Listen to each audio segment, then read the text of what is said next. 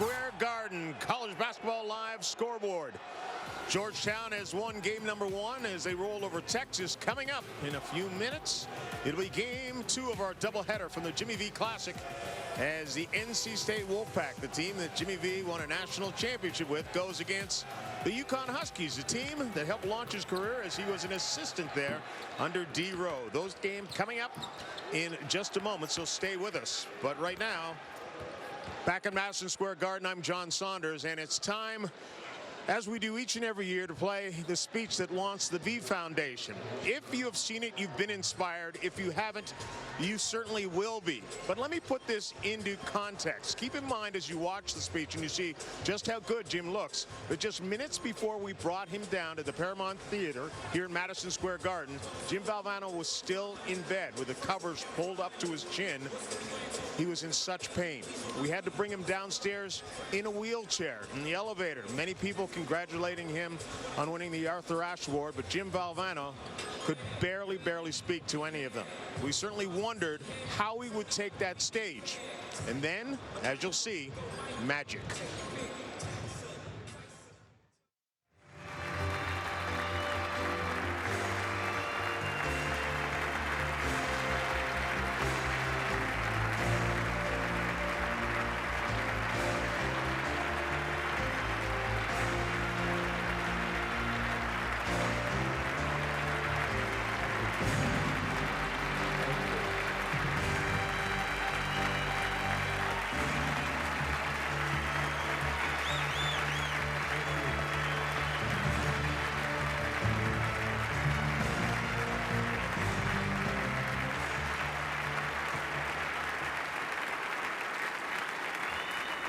Thank you.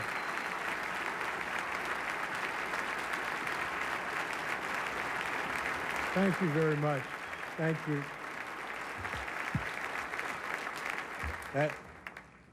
That's the lowest I've ever seen Dick Vitale since the owner of the Detroit Pistons called him in and told him he should go into broadcasting.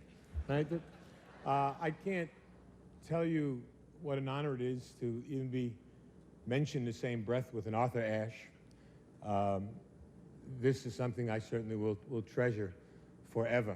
But as was said on the tape, I don't have one of those things going to cue cards, so I'm going to speak longer than anybody else has spoken tonight. That's the way it goes. Time is very precious to me. I don't know how much I have left, and I have some things that I would like to say. Hopefully, at the end, I'll have something that will be important to other people, too. But I can't help it. Now, when I'm fighting cancer, everybody knows that. And people ask me all the time about how you go through your life and how's your day. And nothing has changed for me, as Dick said. I'm a very emotional, passionate man. I can't help it. That's being the son of Rocco and Angelina Valvano. That just comes with the territory, right? We hug, we kiss, we love. And when people say to me, how do you get through life or each day, it's the same thing. To me, there are 3 things we all should do every day. If we do this every day of our life, you're going to have, what a wonderful, number 1 is laugh. You should laugh every day. Number 2 is think. You should spend some time in thought. And number 3 is you should have your emotions moved to tears. Could be happiness or joy. But think about it. If you laugh, you think, and you cry, that's a full day. That's a heck of a day. You do that 7 days a week, you're going to have something special. And so I can't help. I rode on the plane up today with Mike Krzyzewski, my good friend and a wonderful coach, but people don't realize he's a 10 times better person than he is a coach, and we know he's a great coach. He's meant a lot to me in these last 5 or 6 months of my battle. But when I look at Mike, I think we competed against each other as players. I coached against him for 15 years, and I always have to think about what's important in life is to think, to me, of 3 things: where you started, where you are, and where you're going to be. Those are the 3 things that I try and do every day. And, you know, when I think about getting up and giving a speech, I can't help it. I have to remember the first speech I ever gave. I was coaching at Rutgers University. That was my first job. Oh, that's wonderful. And I was the freshman coach. That's when freshmen played on freshman teams. And I was so fired up about my first job. I see Lou Holtz, Coach Holtz here. What was it like the first job you had, right? The very first time you stood in the locker room to give a pep talk. That's a special place, the locker room, for a coach to give a talk. So my idol as a coach was Vince Lombardi. And I read this book called Commitment to Excellence by Vince Lombardi. And in the book, Lombardi talked about the first time he spoke before his Green Bay Packer team in a locker room. They were perennial losers. And I'm reading this, and Lombardi said he was thinking, should it be a long talk, a short talk? But he wanted to be emotional. He said, be brief. And this is what he did. Normally you get in the locker room, I don't know, 25 minutes, a half hour before the team takes the field. You do your little X and O's, and then you give the great Newt Rockney talk. We all do. Speech number 84. You pull them right out. You get ready. Get your squad ready. Well, this is the first one I ever gave. And I read this thing, Lombardi, what he said was he didn't go in. He waited. His team was wondering, where is he? Where is this great coach? He's not there. 10 minutes. He's still not there.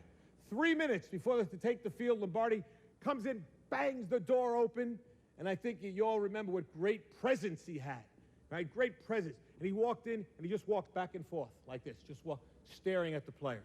And he said, all eyes on me. And I'm reading this in this book, and I'm getting a picture of this Lombardi before his first game. And he said, gentlemen, we will be successful this year. You can focus on 3 things and 3 things only: your family, your religion, and the Green Bay Packers. And he like that. And the rest of it, they knocked the walls down. The rest was history. I said, that's beautiful. I'm going to do that. Your family, your religion, and Rutgers basketball. That's it. I had it. Listen, I'm 21 years old. The kids I'm coaching are 19. All right? And I'm going to be the greatest coach in the world, the next Lombardi. And I'm ready. And I'm practicing out right beside the locker room. The manager's telling me, you got to go in. Not yet, not yet. Family, religion, Rutgers basketball. All eyes on me. I got it. And now finally he said, 3 minutes. I said, fine. True story. I go to knock the doors open, just like Lombardi. Boom! It didn't open. I almost broke my arm. I was like, it was one that didn't open. Now I'm down. The players are looking. Coach, help the coach up. Help him up. And now I did like Lombardi. I walked back and forth, right? And I was going like that with my arm, get the feeling back in it. And finally I said, gentlemen, all eyes on me. These kids wanted to play. They're 19. Let's go. I said, gentlemen, we'll be successful this year if you can focus on 3 things and 3 things only. They said, yeah. I said, your family, your religion, and the Green Bay Packers, I told them. I did that. I remember that.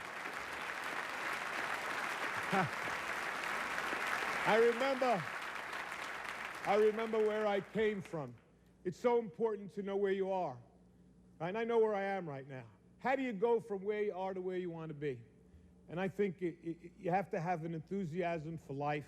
You have to have a dream, a goal, and you have to be willing to work for it. I talked about my family. My family is so important. People think I have courage. The courage of my family is my wife, Pam, my 3 daughters here, Nicole, Jamie, Leanne, my mom, who is right here, too.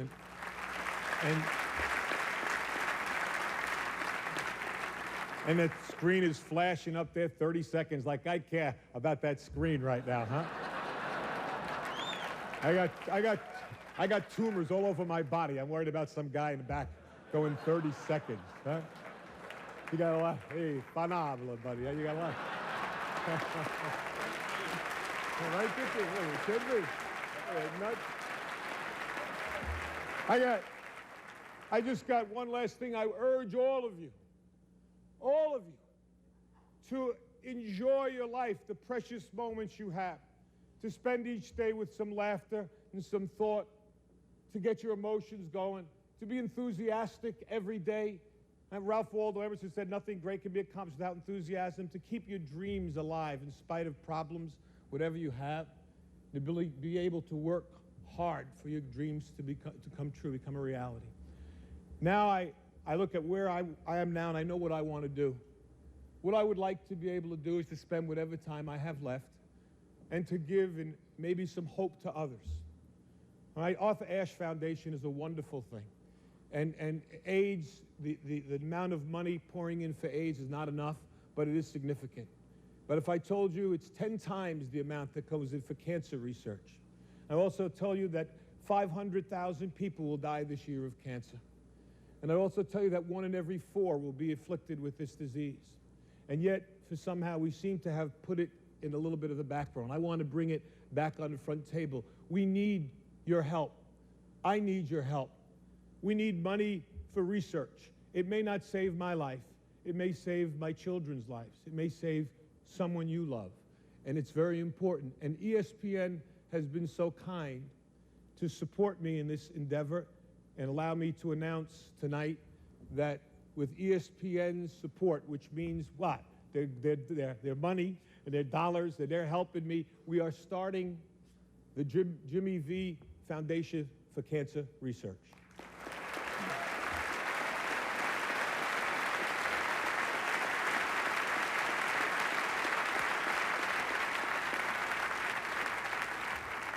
And its motto is, don't give up, don't ever give up. And that's what I'm going to try to do. Every minute that I have left, I will thank God for the day and the moment I have. And if you see me, smile and maybe give me a hug, because that's important to me too.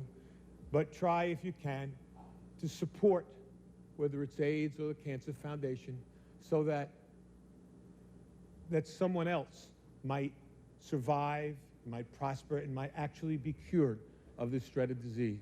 I can't thank ESPN enough for allowing this to happen, and I'm going to work as hard as I can, for cancer research, and hopefully maybe we'll have some cures and some breakthroughs. And I'd like to think I'm going to fight my brains out to be back here again next year for the Arthur Ashe recipient. I want to give it next year.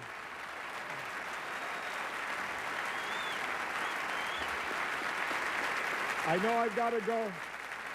I've got to go, and I've got one last thing. I've said it before, and I'm going to say it again. Cancer can take away all my physical abilities. It cannot touch my mind, it cannot touch my heart, and it cannot touch my soul. And those three things are going to carry on forever. I thank you, and God bless you all.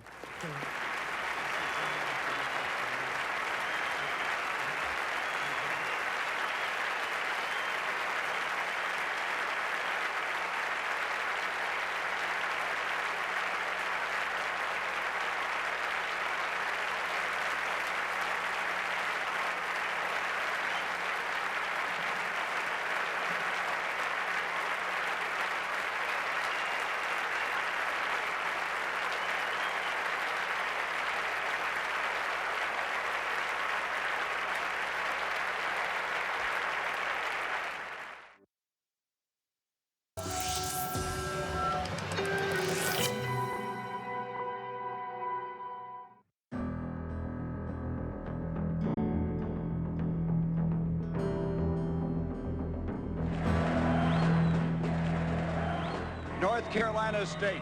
Jim Valvano said, I believe in dreams. He feels they're a team of destiny. We have one practice every year where they come up on a court. There's no balls. There's no drills. All we do is practice cutting the net down. It's true. I have a scissor. I have a gold scissor. We carry each other up and cut the net. They hook me up. I cut the last one. We do that. 52 all. This is for the national championship. That's my dream. Cutting the nets down. And I am going to dream my dream. Got it drive to the basket. It's down to 7 seconds. You can see the time. Wittenberg, it's a long way. They won it on the dunk. Every single day, in every walk of life, ordinary people do extraordinary things. Ordinary people accomplish extraordinary things.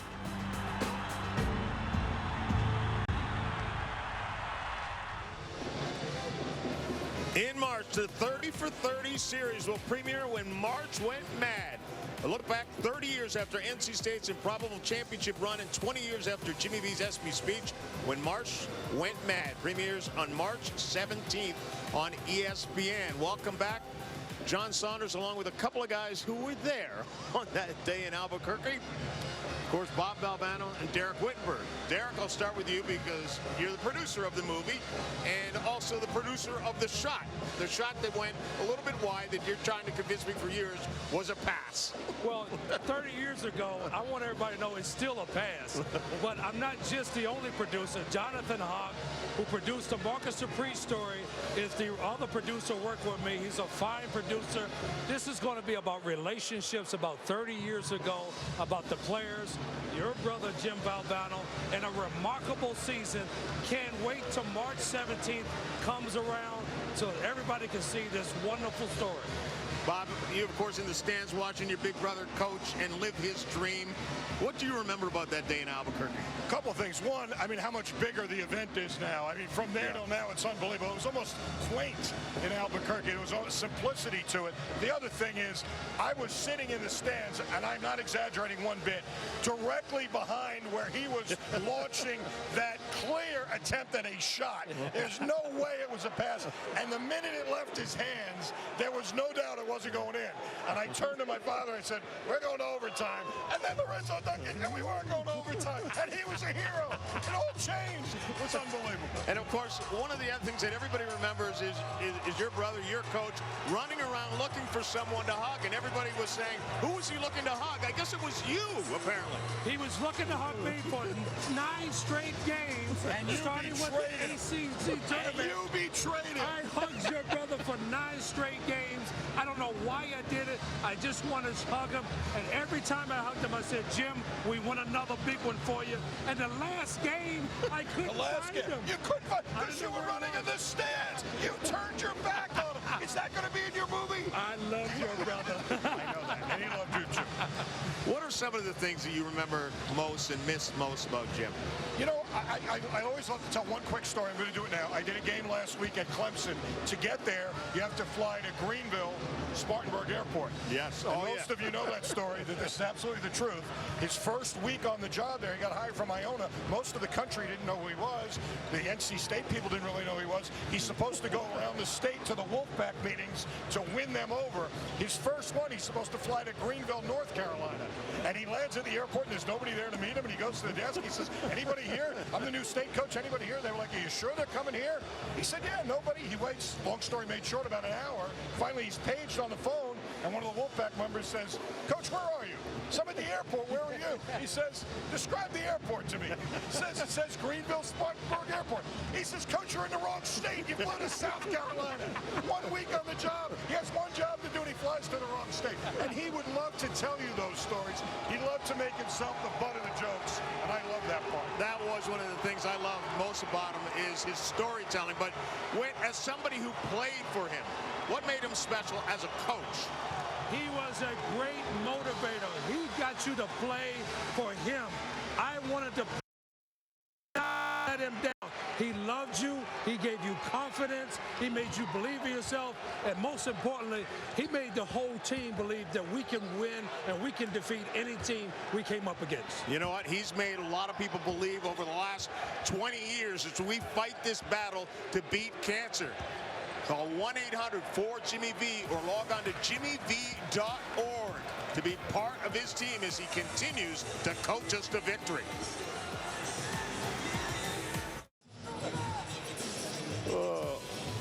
Okay, Mose, how does this work? Coming back right to us, or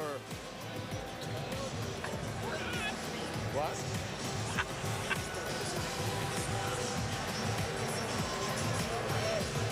Welcome back, NC State against Connecticut. This one is game 2 of our doubleheader from the Jimmy V Classic. John Saunders alongside of Digger Phelps and Coach Bob Knight, as Georgetown has won game number 1 against Texas in rather easy fashion, as the Georgetown Hoyas had scored 37 points against Tennessee. A little bit better this time around. But let's look forward to the second game. C.J. Leslie is one of the outstanding players in the country, but he didn't exactly play that way the other night.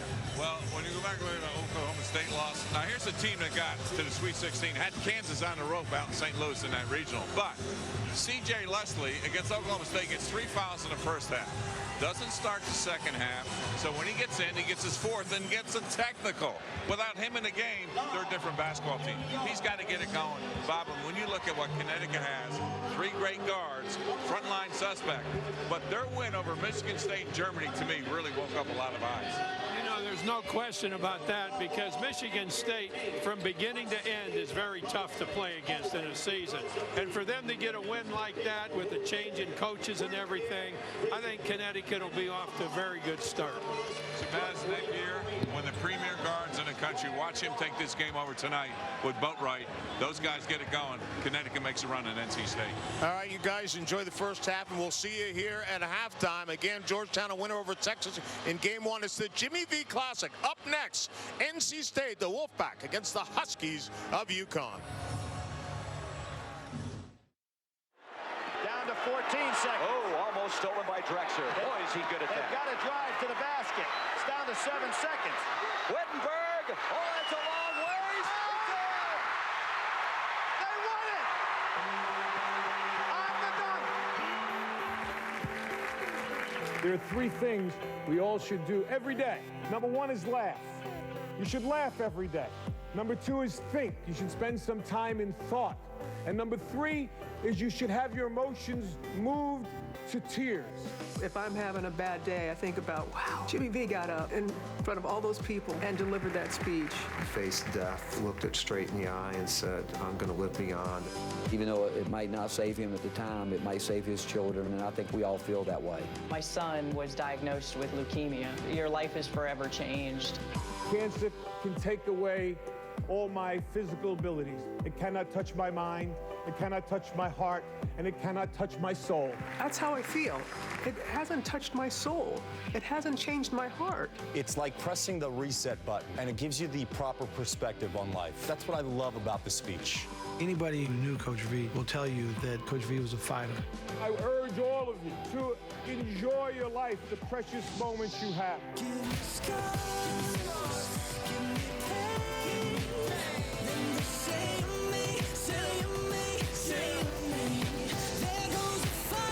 Cancer is going to touch everyone at some point in their life. We're making great strides. I'm hopeful that we'll find a cure. One day we will defeat this disease that will touch every one of us.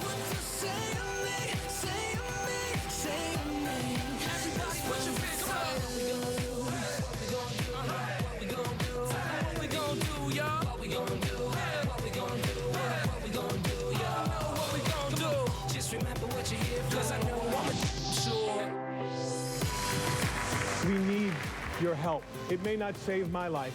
It may save my children's lives. It may save someone you love.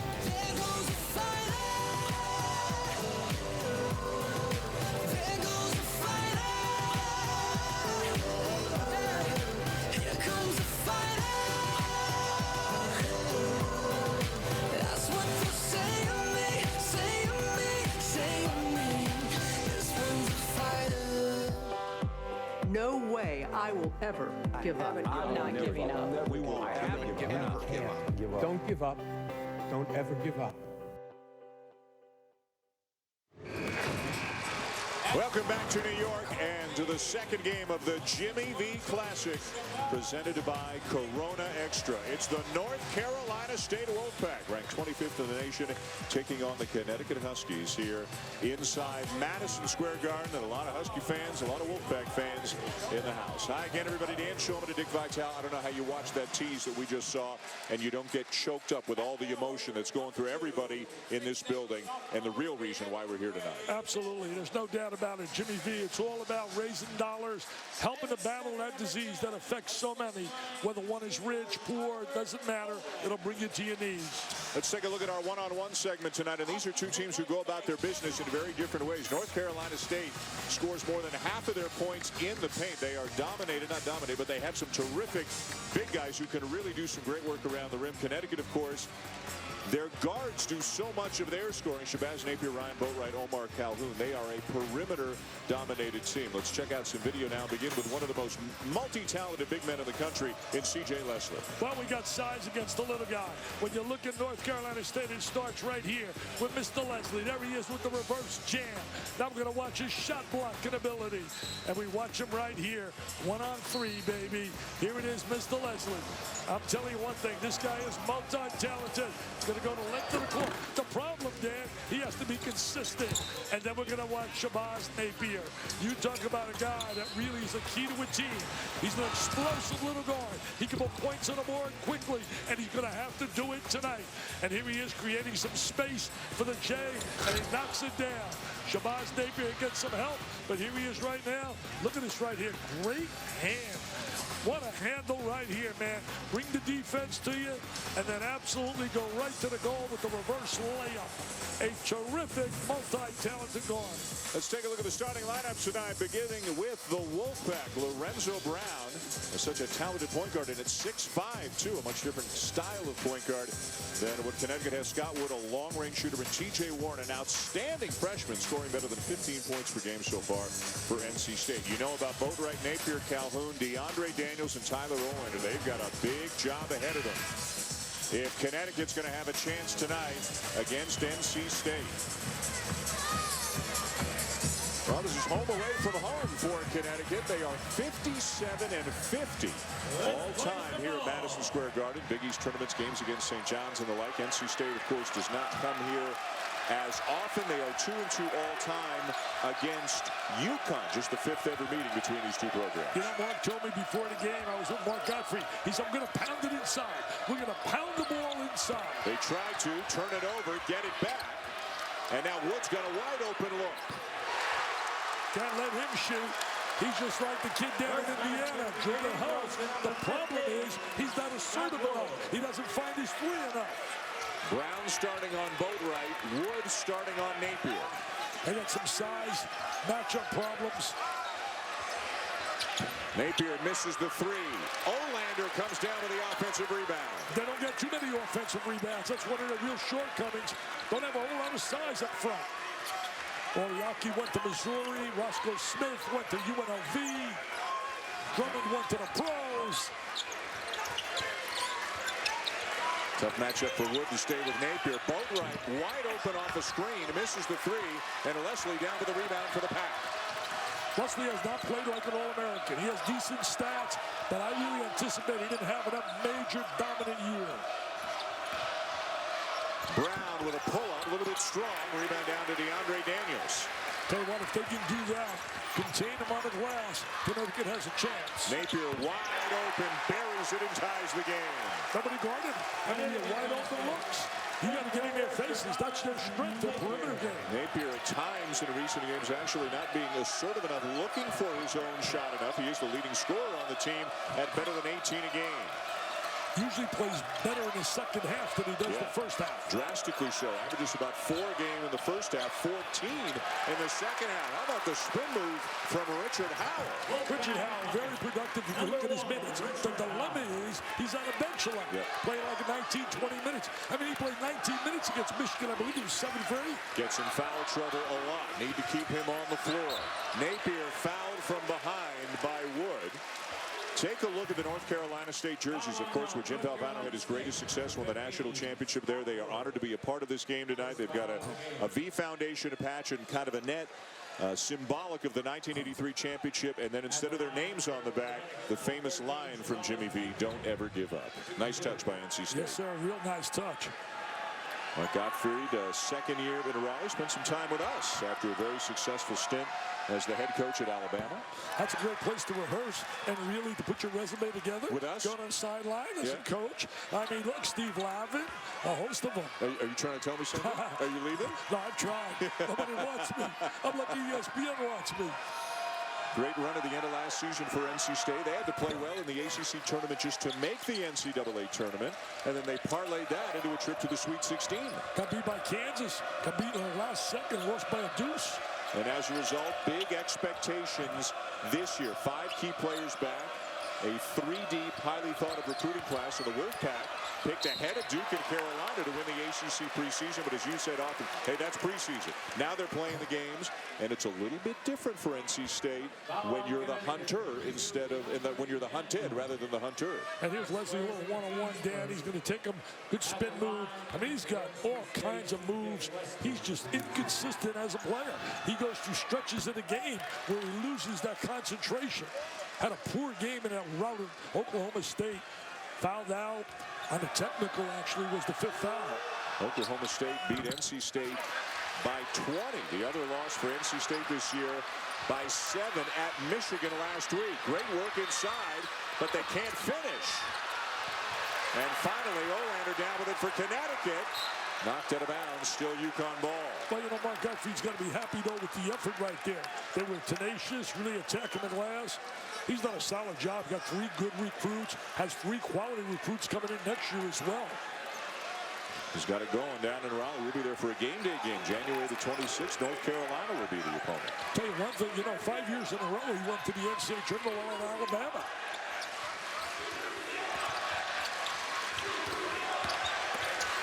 Daniels shut off by Leslie. Cross-court look. Calhoun misses the 3. Offensive rebound. Napier fouled by Wood, and that'll be the 2nd foul on Scott Wood. I think when you look at Connecticut, the key player for them is DeAndre Daniels. I believe he's going to really elevate his game. He came in so highly recruited, and there's the little bump. I mean, there's no doubt about it. I mean, I could see that. Are you kidding me? And number 2 on Wood sends him to the bench. Freshman Rodney Purvis out of Raleigh. Number 0 for NC State checks in.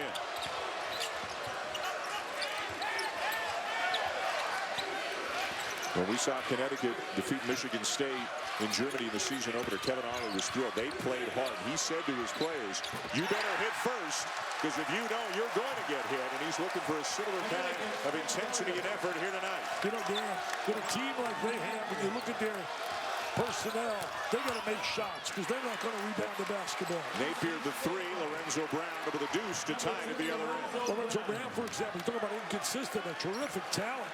He gets 10 assists, 1 turnover against Michigan, has 9 turnovers against Oklahoma State, which is the real Lorenzo Brown. Boatwright trying to gather. Still plenty of time to shoot.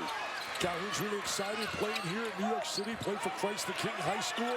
Never played on Madison Square Garden. Never played on this court as Daniels travels. In the early going, Napier's got all 7 points for Connecticut. Game 1 tonight, Georgetown over Texas easily, 64-41. Wow. What a struggle it was for the Longhorns tonight. Well, we love Georgetown. I think Georgetown's going to have a heck of a year. They're going to get better and better and better, as Jay said, as the year progresses. And I really love those two, Whittington and Porter. Going for the lob, tipped away by Daniels. Wanted the ball, running the floor hard. Can't play in the NCAA tournament. It's a big moment for them, because when you think about special games are big to them, because they can't play the NIT, NCAA, or the Big East tournament.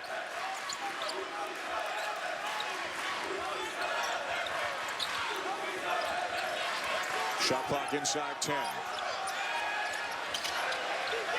Daniels will put it up from 3. In and out. Olander with the offensive rebound. Napier wide open. But it's out to Olander to give him his second opportunity, something they have not seen a great deal of this year. No way with that foot line North Carolina State has that he should get that second opportunity. It's Napier 10, NC State 7 right now. Man-to-man defense, Kevin Ollie working that sideline. Brown, did he get away with a walk? No, he didn't. They saw it. Brian Kersey with a call.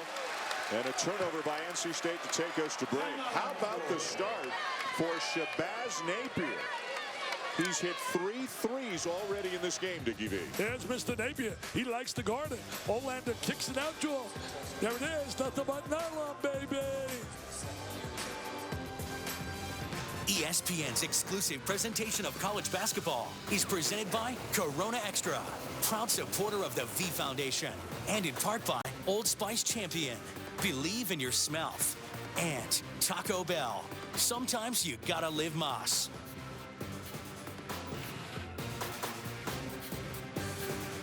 Please help us beat cancer.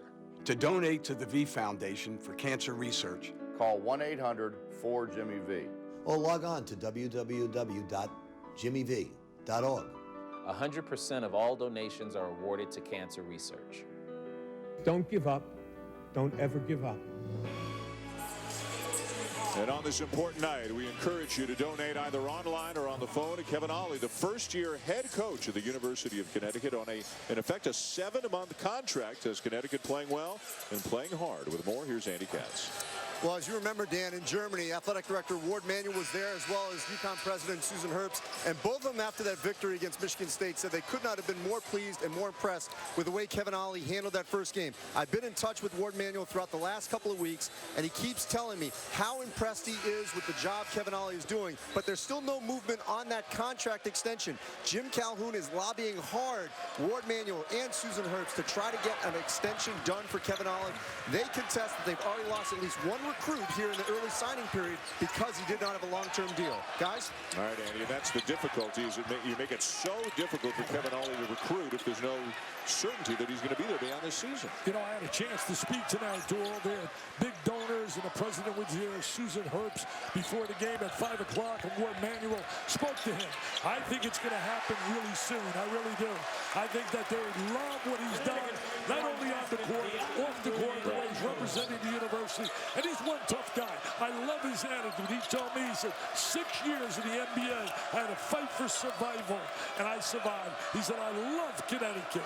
I love Connecticut. Well, Jim Calhoun always talked to his players about Kevin Ollie when he played at Connecticut. He said, look at Kevin Ollie, 13 years in the NBA because he was a great teammate, because he was a leader, because he helped younger players, and of course playing at UConn, he's part of the family, and Jim Calhoun couldn't be happier that Kevin Ollie's been given the chance. You know, Dan, you said it so well. It's so difficult to recruit as is, but try recruit with 7 months. Yeah. But he said, you know what?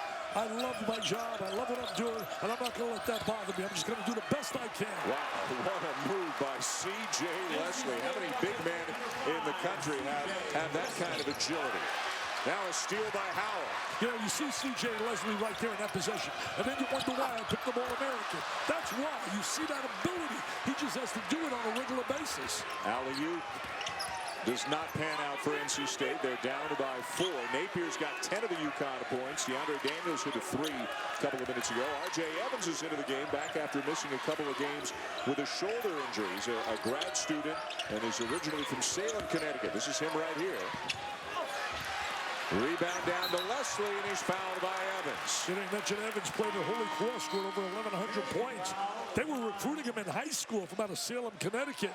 But unfortunately for Mr. Evans, they had a commitment from a guy by the name of Kemba Walker. Yeah, that turned out okay for UConn. I think so. If memory serves. 2011 wasn't bad, the Kemba show. And of course, where that dramatic run started was right on this floor in the Big East Championship, when he led them to 5 wins in 5 days under then head coach Jim Calhoun. Tyler Lewis into the game for NC State, number 12 in red, McDonald's All-American, their backup point guard. He's a typical point guard. Don't penetrate, get the ball to the open people. Purvis knocked it bounds, still NC State ball. So 3 freshmen all in the game right now for NC State in Purvis, Lewis, and Warren. Connecticut makes about 4.8 threes per game. They've already made 4 tonight. Goaltender back, Niels Gaffey is in the game for Connecticut. Lewis has it rejected, and here come the Huskies. Calhoun fouled, and the foul on the floor. No field goal attempt, so it doesn't matter whether the fans thought it was goaltending or not. The foul was ruled before the shot attempt. Calhoun's a guy who's got great scoring ability. Kevin told me today on the phone, he's got a great body. He can score in many ways. Just has to get his confidence, and that'll come. I mean, these guys are just getting indoctrinated to the speed of the major college game out of high school. Foul against the United States, number 24, TJ Warren picks up the foul, his first. Boatwright to inbound it for UConn. It's such an interesting time in Germany with UConn and Michigan State as a timeout is called. We spent a lot of time with UConn visiting the military hospital, going on the cargo flight with them. A memorable experience for the Huskies and all of us who are lucky to be along for the ride.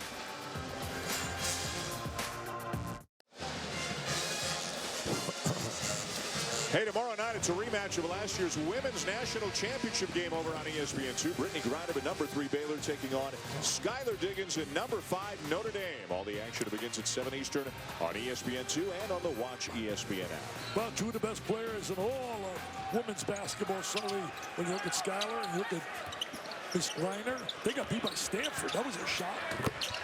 Stanford said, wait a minute, that was no shot. Looked pretty good. But everybody thought maybe they'd run the table again like they did last year. Boatwright elevates for the jumper. What a good start for Connecticut tonight, up 6.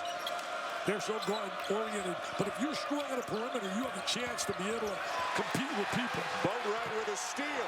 He's throwing up. You better get to the goal. And with a tough reverse, he saw Leslie in his rearview mirror, but still made the layup. Yeah, but he should have just exploded to the goal. There would have been no Leslie.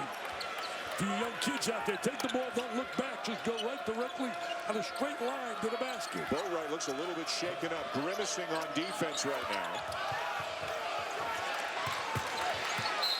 Out of bounds to NC State. Talk about a team that can't afford an injury to a player on the perimeter. Key player. You got that right. Let's see if we can see what might have happened to Boatwright, who will now have a couple of minutes during the timeout to sort it out. Sneaking a peek, he saw Leslie. Went for the reverse, and did he come down awkwardly on his ankle? We'll check it out for you when we come back.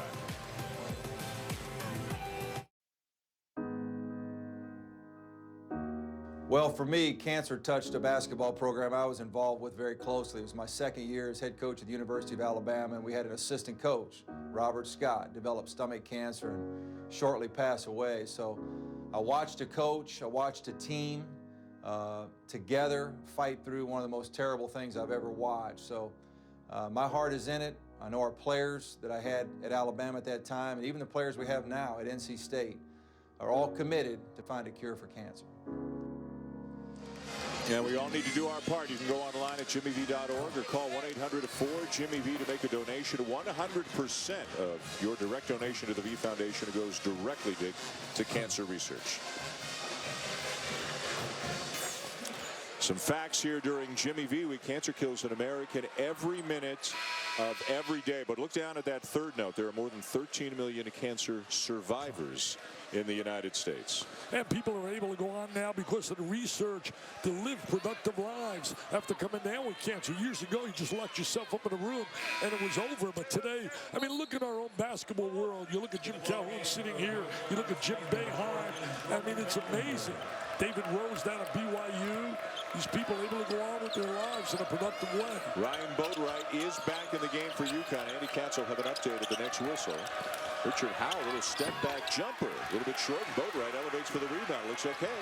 TJ Watt's really been quiet. He's been on fire for NC State. They're shooting the three tonight. UConn is on fire now. 5 for 9 shooting the three. That's more than they average. Warren's the leading scorer. He's been really scoring big time for them, and he has struggled tonight. He's 0 for 4. Jordan Vandenberg into the game, 7'1", redshirt junior out of Melbourne, Australia. As we check in with Andy Katz. So according to the trainer at UConn, he got a little rolled ankle for Ryan Boatwright, but as you can see, he'll be fine. But the more concern actually for UConn was a little bit of a back spasm on DeAndre Daniels. That's what the trainer was working on actually before the Boatwright rolled ankle. All right, Andy, thank you. They are not the deepest team in the world, especially in the backcourt. They really need their guys in there. Evans comes up with a steal. Spins and too strong off the glass. Wood down to the rebound. Back in there with 2 fouls. Evans made a real good play there defensively. Good anticipation, just didn't convert. Look at this one. Look at that one from Wood. He's just one of those flat-out great long-range shooters. Like the kid Wiltshire is at Kentucky, Halls. I mean, those guys can flat-out shoot the ball. The problem is for many of them, they can't get free for their shot. Those are about 3 or 4 feet beyond the NBA three-point line. Both of them are on the court here at MSG. I'll tell you one thing, you don't want to put Wood on a free throw line if you're the opposing team. Boatwright the drive, the floater, and the rebound down to Wood. I'll tell you this, the reason Connecticut's got a chance here today, their guards are getting the shots they want. Their guards are able to get good shots against this defense. Forcing turnovers as well. Evans staying with it, can't finish, and it's NC State basketball. I see a little bit more intensity and emotion and passion out of the Connecticut kids than I see from North Carolina State.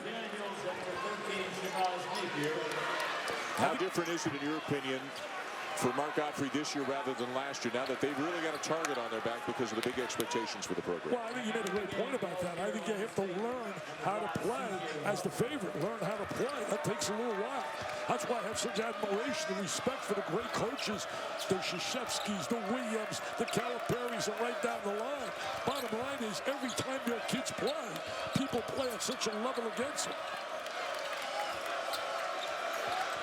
Midway point of the first half, and NC State only 12 points, down by 8.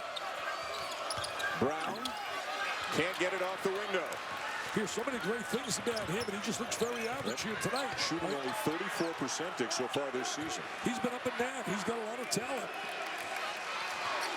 Kevin Ollie really so passionate on that sideline.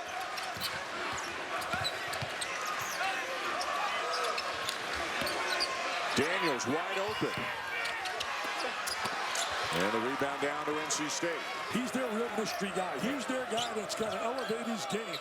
He has talent. Everybody says he's a talented guy. Leslie draws the double team. The kick to Brown for 3. Good two-man play right there by Leslie and Brown. Little high five for each other. Two veteran players. The veteran players got to give him leadership.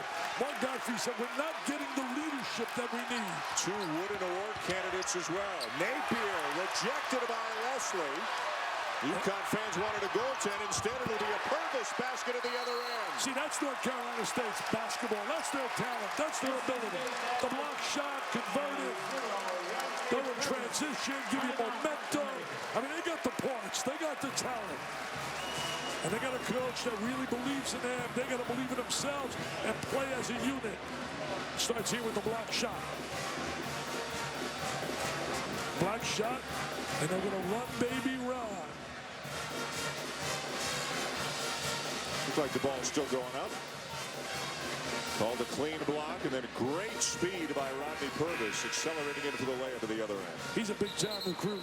They were really so excited getting Purvis. They got to get him to be a consistent player, which he will be. He's got talent. But Gottfried said last year they had their key guys, and then they had some complimentary players. But now some of the complimentary players have graduated or transferred, and these 3 McDonald's All-Americans have come in, and it's still, and he used the word blending. It's just a matter of everybody blending their skills together so the pieces of the puzzle fit well. I'd rather have the talent. I'll tell you that, because eventually you're going to get them to blend. If they're really dedicated to representing that university, that talent will come to the front. It's very rare, for example, when a North Carolina State or anybody in the ACC is up there #1 ahead of either Carolina or Duke. First time that NC State was picked to win the ACC preseason since 1974 when David Thompson was there. Wow. Moving slow with that big unbeaten team. Napier, a quick start. 3 early threes tonight for the Huskies. They've hit 5 as a team. Nice look inside, and Enish Wolf gets the roll. The 7-1 junior out of Göttingen, Germany. I'll tell you one thing, that's a bonus. Enish scoring down in the post. He doesn't score too often. They get any kind of scoring inside is a bonus. Snaps an 8-0 run for the Wolfpack. Remind me to tell you a great story about Jimmy V and that unbeaten team in '74. Don't let me forget. You got it. Don't let me forget. You won't let me forget. Leslie. Nice pass, and Vandenberg slams it home. You know, you got 2 guys. Enish Wolf on the inside, and Vandenberg not supposed to be scoring at all. They're trading baskets on the interior, the 2 big guys. Calhoun, deep 3, long rebound to Boatwright. Boatwright baseline drive, reverse, not there. Got to lay it on the glass, made a great move, but you got to finish it. Says a little bounce in the step now, North Carolina State that I didn't see early. Out of bounds to the Wolfpack when we come back to the Garden after this. I'll tell you that quick story. Jimmy V was getting a haircut, and the barber, they were talking about the '74 team being undefeated. Yeah. And Jimmy V, the guy barber, says to him, "Can you imagine what Dean Smith would have done with that team? They're undefeated." Vandenberg from Leslie rather. And we got a good game here in the Garden. Look at right now, look at Wood. He said, we got to get out there on him. Look at his face. I mean, wide open. He's squaring his body. It's like a drill man shooting jump shots. Now watch this. To kick out, look at the space. Look at that space to shoot the ball. I can make that shot, Dan. And there it is right now to the inside. Look at the space again. Wide open. They're going to have to do a better job with their perimeter defense and locking up the 3. 3 threes already for Napier. UConn's hit 5 at 11 tries. NC State has only taken 3 threes, but they've hit all 3 of them. 2 by Scott Wood and 1 by Lorenzo Brown. Well, I'd let Scott Wood shoot it all day. I'd grab him in the locker room and say, son, you're on scholarship. You better shoot the ball at least 15 times a game. Wood averaging 10.5 points per game, shooting 44% from beyond the arc, entering the game tonight.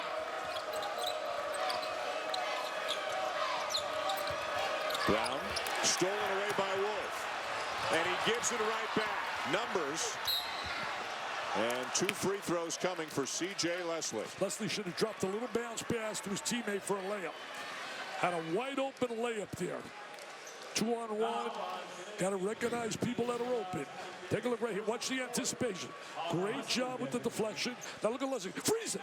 Right there. He should have passed that basketball. Should have given it up. 2-on-1. Purvis forcing the turnover. Leslie makes the first. Junior out of Holly Springs, North Carolina. Leslie averaging 11.7 points per game with his talent. I think he should average at least 16, 17 a game. I really do. Now they are balanced. They've got 6 in double figures, so that helps. But he's, to me, with that ability and the offensive glass, post-up ability, go to the free throw line, he's got to get 16, 17 a night. NC State has fought back within 1. Daniels, tough shot. And Wolf is there for the tip-in second field goal for Enos Wolf. I think Wolf is giving him some positive minutes off that bench. He's playing hard. He's hustling. Yeah, hustling and scrap, a lot of good things happen. Jumper by Leslie is there. I mean, you just look at the inside-outside ability on this guy. He's got big-time talent. He's one of the most talented big guys in America. He has just got to mentally commit himself to wanting to be a special player. Not a guy that does it sometimes, but does it all the time. And now the officials have called a timeout. Ed Corbett over to the scorer's table. I think they were just verifying that that was a 2, which it was from the corner. So they'll give the ball to UConn on the side with 27 on the shot clock. Napier to inbound right in front of us. We got pretty good seats. Not bad. You must know somebody. Jim Gallup told me, he said, hey, we're used to winning, man, down in Connecticut. Yep. We will not accept anything but a winning season. And this club will find a way to get a winning season.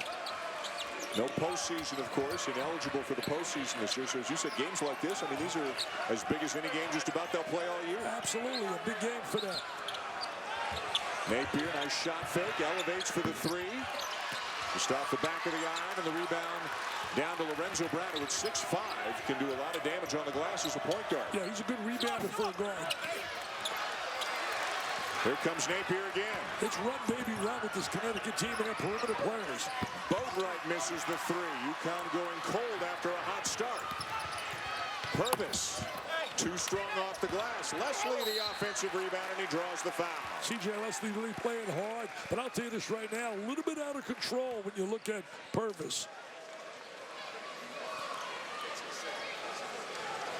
Connecticut foul on number 2, DeAndre Daniels, his second. Daniels picks up the foul, his second. Warren getting ready to check back in for NC State, and Ed Corbett calling the NC State trainer out to check on the status of Richard Howell. Let's have a look. Howell, one of the premier rebounders. Yeah, got a shot right in the head, an inadvertent shot to the head from his teammate, C.J. Leslie. Tell you one thing, he's a big-time rebounder in the ACC. One of the premier guys on the glass.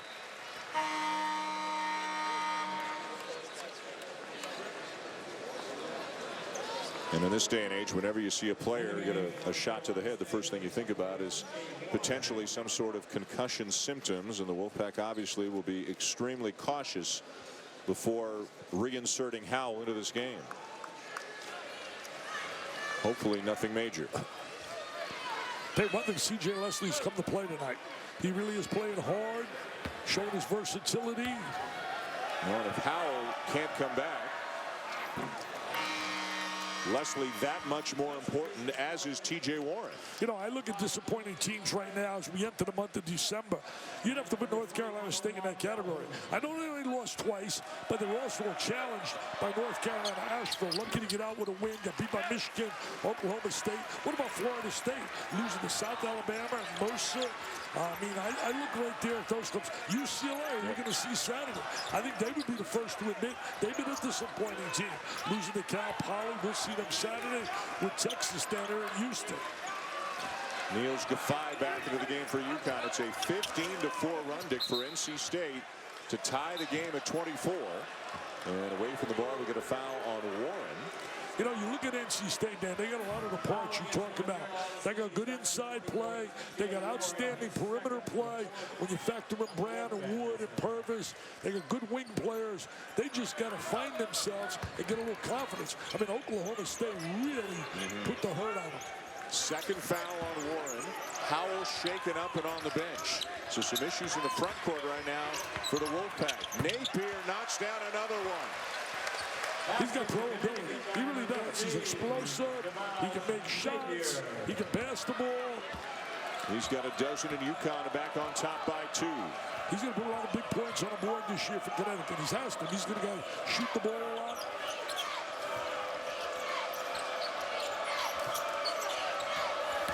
Brown baseline, pulls up, too strong. Out of bounds to Connecticut. You know, positive for Husky fans out there. Normally, when you look at Napier, as we said earlier, he's a much better second half player. Kevin Ollie told me that today on the phone. Kevin Ollie really working that sideline.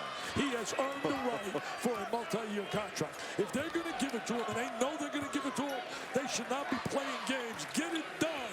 Mr. Manuel, get it done. Susan Herbst, get it done. Air ball, Omar Calhoun, rebound Leslie. Look ahead, Purvis. Boy, has he got acceleration and elevation to give him. He's a big-time diaper dandy. There's no doubt. Just a matter of time with him. You can't teach that, Mr. Schubert, what you just talked about. His acceleration. Boudreaux gets the rebound of his own miss, misses again. Here they go. Run, baby, run. Purvis. Warren. Got it. I remember Warren's daddy, Tony Warren. This kid is a born scorer. You talk about T.J. Warren, he's just a prolific scorer. They got some good talent down here in Wolfpack country. And they got some fans here in New York City as they have taken the lead. They led 20-9 at one time, the Huskies.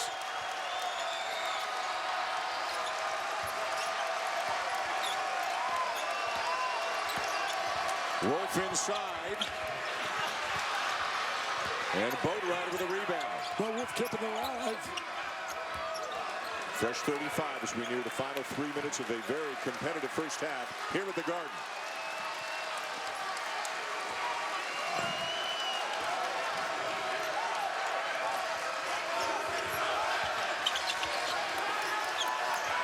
Napier using the screen. Yes! He gets the touch, baby. He's keeping him right there. Up one right now. 15 for Napier.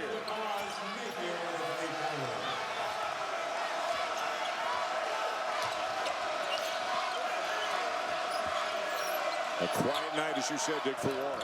Their leading scorer coming in at better than 15 a game. They really challenged him, playing good D on him.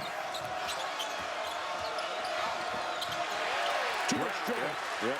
Too much trouble, man. Everybody standing around taking pictures. 3 on 2. We got some tired guys not getting back fast on D. And UConn will be heading to the line when we come back. 5 turnover down there was caused very simply. Dominating the basketball. 4 guys standing around taking pictures, man. They're taking a little Kodak shots. Getting ready for a little Twitter action. Well, if you like quick, talented guards, you're liking this game. Rodney Purvis with a layup in transition, and then Shabazz Napier knocking down another one. UConn up by 1.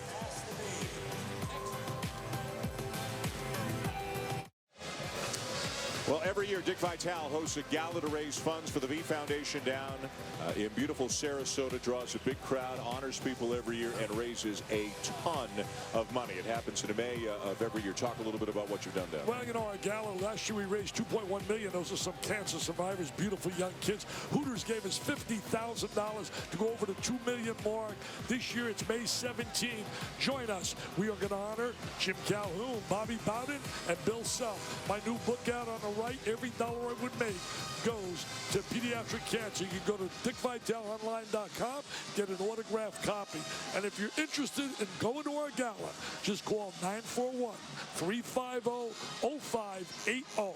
941-350-0580. Reserve a table. We're going to sell out. Always do. Yeah, we're going to have Dennis Edward and the Temptations, baby, play post. We got the Gatlin brothers playing at my house on Saturday. Give us the date, the location, give us the info. May 17th, it'll be over at the Ritz-Carlton Resort down in beautiful Sarasota, Florida. Join us. Get your tickets now, baby. Omar Calhoun at the line for Connecticut. Good game. Huskies up by 1. Richard Howell left the game a few minutes ago after getting a shot, kind of a forearm to the head. Andy Katz has the latest. Well, I just spoke with the NC State medical staff. They said that Richard passed all the concussion testing they were doing right here on the sideline, checking his balance, his vision, and everything else. They're calling it basically a bruise or some sort of contusion in his neck after that hit by a teammate. All right, Andy, thank you. We can see Howell sitting on the bench, may not play until the second half. Hopefully will be able to play in the second half. We'll keep monitoring the situation. Well, Connecticut's coming in a man-to-man. They've rotated into a zone. Not only on back to man-to-man, they really changing defenses. They went a zone, now they came back to man-to-man.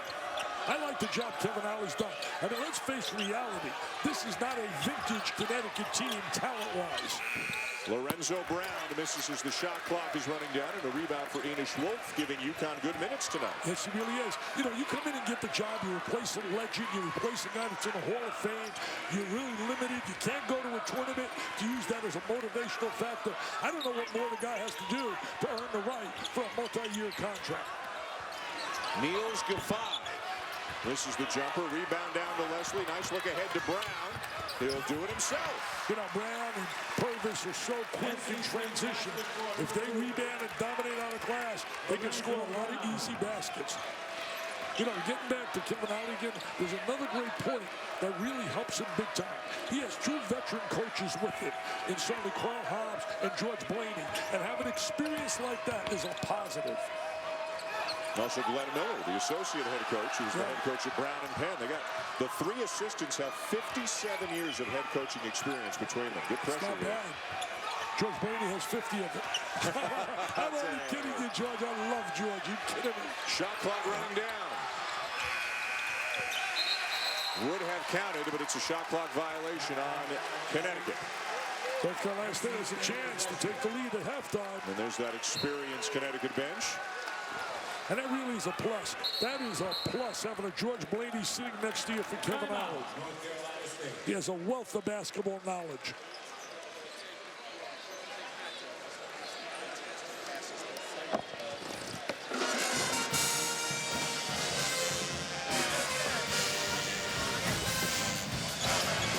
I know, Dick, you were excited to watch C.J. Leslie. He can do so many things for NC State. Hey, watch him right, Sonny. Inside, kicking the ball out. It's doubled up. We're going to watch him right here. He's going to get doubled up. See, as soon as he's doubled up, he's going to find the open guy. There he is, a little duck down. That's great recognition, finding the open guy. Leslie certainly delivering here tonight. 7 points, 7 rebounds, and 4 assists as he is the leader in all of those categories for NC State so far tonight. Coming up, the UPS halftime report. Join John Saunders, Digger Phelps, and Bob Knight. A recap of Game 1 and also Dickie V's speech on the fight that the V Foundation and all of us are in against cancer.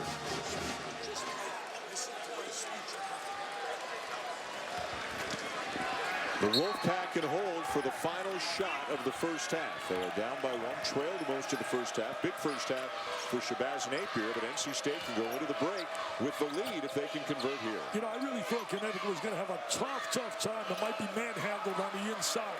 I really think it's amazing to me that they can go in halftime feeling that they have a chance to win this game. Brown got it to go.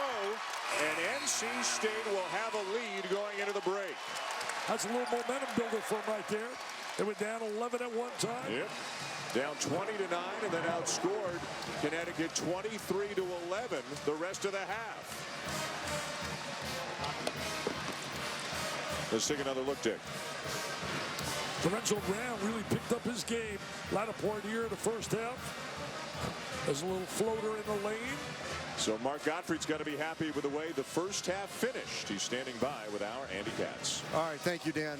Mark, you don't know if you're going to have Richard Howell here in the second half. How does that affect your rotation? Well, it hurts us. You know, he's a good player. You and I talked about it. When he doesn't play a lot of minutes, we haven't played real well, so we need him to play, and we'll check him out. I want to make sure he's okay before we do anything.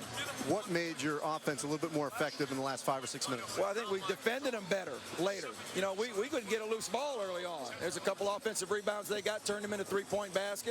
A couple balls on the floor. We got to throw our body on the ground. So, you know, a couple of those plays, they turned them into three-point shots for them. Then our defense got better, I think, as the half wore on, but we got to become a better defensive team right now. Thank you, Mark. All right, Dan. Thank you. Andy, thank you. Good first half here in the Garden. NC State 32. Shabazz Napier, big first half. UConn 31. After the break, John Saunders, Digger Phelps, Bob Knight in the UPS halftime reports. ESPN's exclusive presentation of college basketball is brought to you by 5 Hour Energy, hours and hours of energy, and Carfax. Just say, show me the Carfax. Ask your dealer or go to Carfax.com.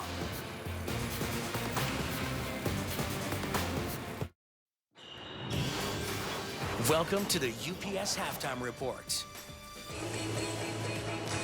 Welcome back. We're at halftime of game number 2 of our doubleheader. The NC State Wolfpack in a battle with UConn Huskies, 32-31 after NC State trailed for most of the first half. Earlier tonight, Dick Vitale and his lovely wife Lorraine were awarded the Jimmy V Spirit Award. Nick Valvano handing it out. Dick and Lorraine have meant so much to the V Foundation as they open up their home each and every year to strangers who want to help contribute and beat this dreaded disease. Here's something you don't know about Dick Vitale. As I said, opening his home, but each and every year for the last 7 years, the 8th one coming up, he has had a gala that has raised to this point over $10 million towards pediatric cancer research. Dick Vitale not only raising money for cancer, but also he is just about the only one who can mirror the spirit of Jim Valvano. Watching Connecticut and North Carolina State play certainly brings memories to me. I think about a young Jimmy Valvano when he started out basically his coaching career under D. Rowe at Connecticut, a young assistant, chasing a dream.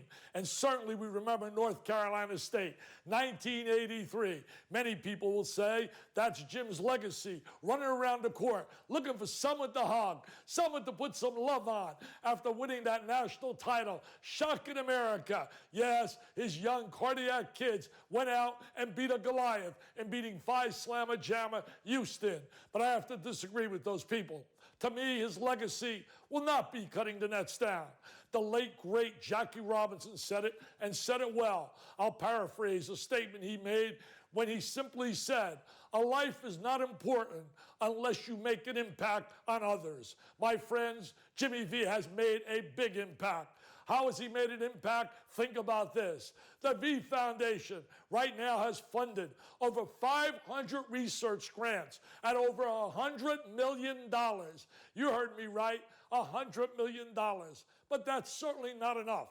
Think about these facts. They're staggering. 1 out of every 2 males in their lifetime will come down with cancer. 1 out of every 3 females will come down with cancer. 570,000 people will lose their life to cancer in 2012. 1.6 million, that's right, 1.6 million will be diagnosed with cancer. I'm so proud to be a member of the board of directors of the V Foundation. I have never met people so passionate, so dedicated to try and extend a hand to help others. It starts with our chairman, Bob Lloyd, a guy that played with Jimmy V at Rutgers, a guy who never forgot his friend, who has worked diligently to make the V Foundation one of the best foundations out there. Yes, Navigator gives it the highest rating out there because every dollar we raise for research goes to research because we have an endowment, and off that endowment, all the administrative costs are paid. I simply sit here and I'm really amazed by the efforts of all the people, such starting with our president, John Skipper and ESPN.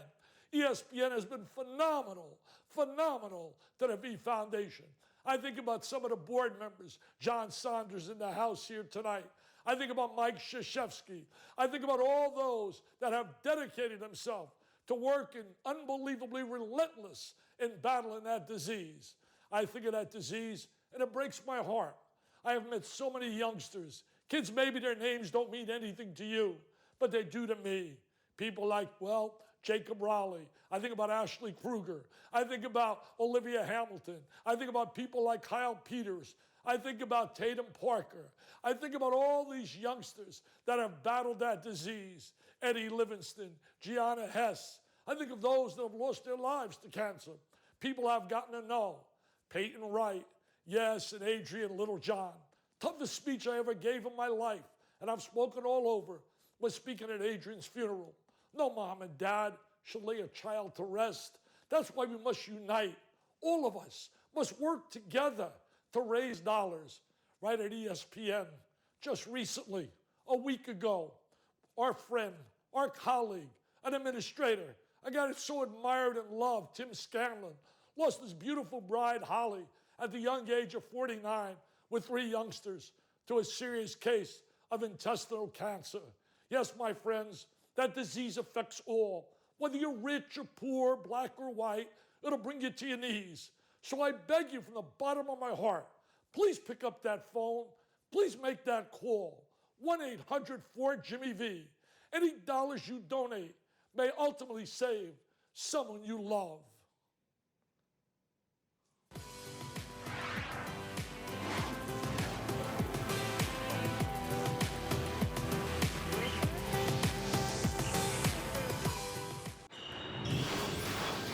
Welcome back to the UPS Halftime Report.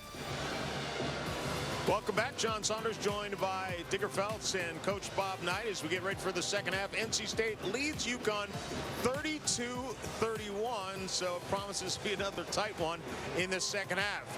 Game number 1 of our doubleheader, it was Georgetown against UConn. And guys, Georgetown, great defensive team. They forced a lot of turnovers early. Yeah, that was the key to this whole game. Texas ends up with 22 turnovers and gave Georgetown 19 points. But Texas has no offense either. No, not really. And also, I think in this game, Georgetown played the game a lot harder with a lot more emphasis on really going out after these guys than Texas did. It just seemed like there was a real difference between the two in the energy level that was in that game. You and I were talking about the game, watching it going on, and both teams combined, Bob, 6 for 31 shooting threes. What is wrong with the three-point shooting today? Should they move that line back another 2 feet? You know, let's get rid of it altogether and make it a better game of basketball. I've never liked it. I don't like it today, and I'm not going to like it tomorrow. And I think when you have that kind of a statistic with the three-point shot, it certainly hurt your team far more than it's helped them. You knew what answer you were going to get when you asked that question. No, come on. In the second half, UConn played extremely well against a team that rebounds a lot better than them, but they're still down after 1 half. What adjustments do they have to make? You take Napier out of the lineup and the starters, they end up going 4 for 17. So when they had the 11-point lead, UConn, all of a sudden, here comes the workhorse. You look at Leslie and company with NC State, they worked their way back in the last 8 minutes of that half and just beat up physically Connecticut, and they backed off, Bob. No question, but also I think that the stats were pretty even. In fact, maybe even went to UConn's favor. I think that North Carolina State got a lot more out of its scoring opportunities than UConn did. They shot better from the free throw line. They had a better percentage from the three-point line. They shot better from the floor. They just did a good job scoring out of what chances they had. What plus I saw in UConn, even though they had that 11-point lead, they still got 13 points off 11 offensive rebounds. If they keep hitting the boards hard, even though the starters aren't scoring, they get back in this. They need the first 4 minutes of this half, Bob. That UConn's got to come out with that spurt like they started the game when NC State started the game 4 for 11. Well, but also thinking about that, North Carolina State dominated the last 4 minutes of the first half. So we're talking about you got to make a switch here for UConn. Right. Plus, C.J. Leslie looked a lot more active this time around than he did last time out. But Kevin Ollie has UConn going. He only has a 1-year contract folks, but I'll tell you what, this is a guy who's coaching for his life and done a great job following the legend, Jim Calhoun. A second half is coming up in a moment. This halftime report is delivered by UPS. Let UPS put the power of logistics to work for you.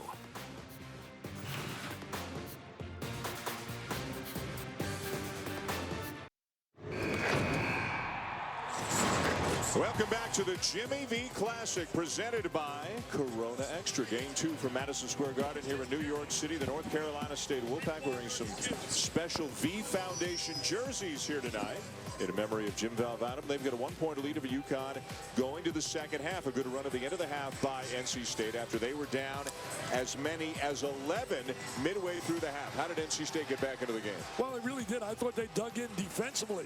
I thought they really were suspect defensively early, giving wide open threes. Then all of a sudden they decided to play, and I thought the guards, really, when you looked at certainly Purvis, you looked at Brown, they picked up their game, and Leslie played hard right from the beginning. Let's get some thoughts now from Andy Katz. Well, I just spoke with Kevin Ollie, the UConn head coach. He says, look, we've got to get more aggressive.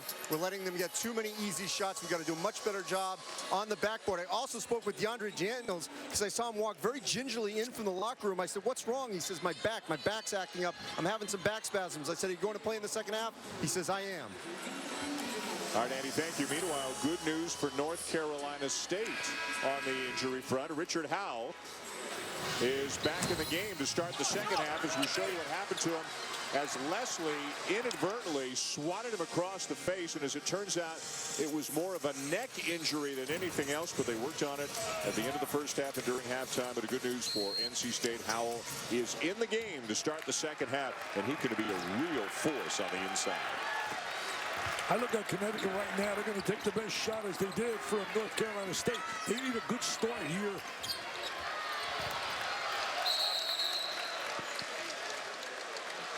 And a held ball in the opening seconds of the second half, and the arrow is going to send it the other way.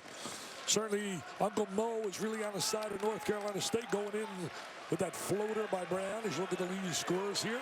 Brown 15 for Napier, and he hit 3 threes in the first 5 minutes of the game. He's got to get some help now. Daniels and Bullwright got to give some points too. Got to help him out. Quiet night for T.J. Warren, the outstanding freshman for NC State.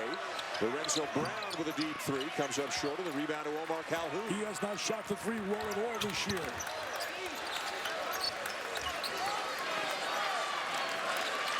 Boatwright hollering out a play for his teammates. Olander the screen. Daniels for three, not there.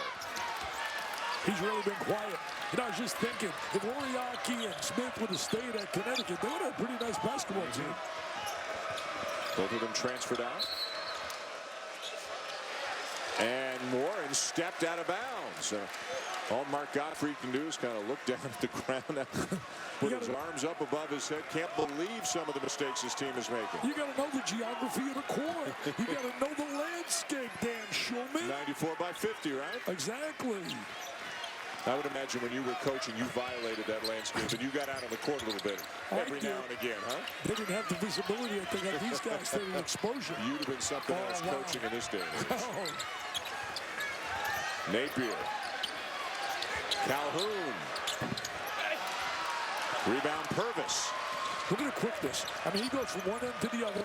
Has a little tendency to get out of control. He has to really understand a little bit more about how to play within the realm of a five-man game. Now Boatwright switches on to Brown. Napier's got an issue here with Warren. Warren wants to post him. 6'8". On about 6'1", and the foul by Napier. Good awareness there by the Wolfpack to take advantage of that. Yeah, really good basketball IQ right there by T.J. Warren.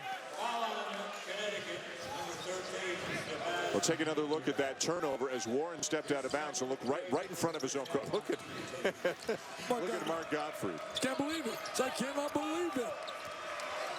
Last thing you want to do is commit a turnover like that right in front of the coach. The only good thing is if you're the leading scorer, you're going to stay on the floor. If you're the fifth guy, you come down to the sideline. Leslie, double team, turns it over. Nice steal by Napier. and gets the layup to go. Put it in one hand, sealed off the defense, cradled it, and laid it down. He's had himself a heck of a basketball game. He's got 17, more than half of UConn's points. He's doing a good job defensively as well. Challenging the guards of NC State. Pull up by Lorenzo Brown. Soft touch from 10 feet away. Well, Brown can beat you off the bounce. Good back and forth affair here at the Garden. Boat ride, yes. It's guard dominated when you look at Connecticut. Boat ride, Napier. They're going to get Calhoun going a little bit. Calhoun's got 5, Boatwright 6, and Napier 17. So the 3 of them have 28 of UConn's 35. Nice rebound. Howell fouled by Olander. Richard Howell just has a nose for rebounding. He's a Windex man. Gets up on that glass. You know, he knows what he is and he knows what he's not. Not trying to take long jumpers. Knows his game is around the rim. Shooting 74% from the field to lead the country at this point of the season. That's amazing when you think of that. I didn't know that number. I knew he was shooting well, but I didn't know he was that high. And how about Warren comes into the game tonight shooting 70%, yes. 7th in the country. Warren, though, just 1 for 5 tonight. That tells you that they're really not defending as well as they're capable. Yep.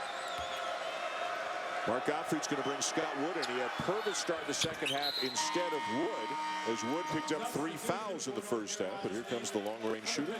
Tell you one thing, when you look at the ACC, we know about Carolina. We certainly know about Duke. Their resume is so impressive. But people better keep an eye on a team in Miami. With the arrival now of Scott, they're a very dangerous basketball team with Johnson, Kaji. They got Larkin, Barry Son. They're a good basketball team.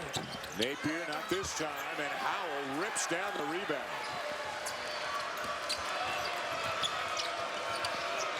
Purvis into Leslie. Trying to double him up, kick it right out. Lorenzo Brown misses the 3. Look at Howell. Rejected from behind, gets it back. Howell again. Yes! He deserved that, man. He made a big-time play there. Great second effort, and then the conversion with the reverse layup. Terrific job by Richard Howell. Boatwright recovers, looking for help, finds Calhoun. Calhoun, New York City kids. I never played at the Mecca. I never played at the Garden. High school star, Christ the King. Catholic League championships were over at Fordham, not here. Olander the screen. Boatwright leaves it short. Another board for Howell. Boatwright really not shooting the ball well. He's got to help his buddy Napier out. Boatwright 3 for 11 so far tonight. I was trying to be kind to him.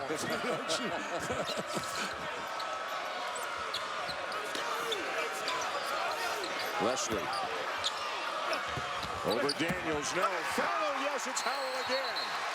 You better get a body on him. You better get a body on him. You better block him out. They're going to like that. That becomes contagious to everybody on the club. Attacking the glass. Rebounded with a little vengeance. NC State playing with more energy here in the second half. And Mark Gottfried loving the work on the glass of Richard Howell. Injured in the first half, coming back strong here early in the second half and giving NC State a 4-point lead over UConn.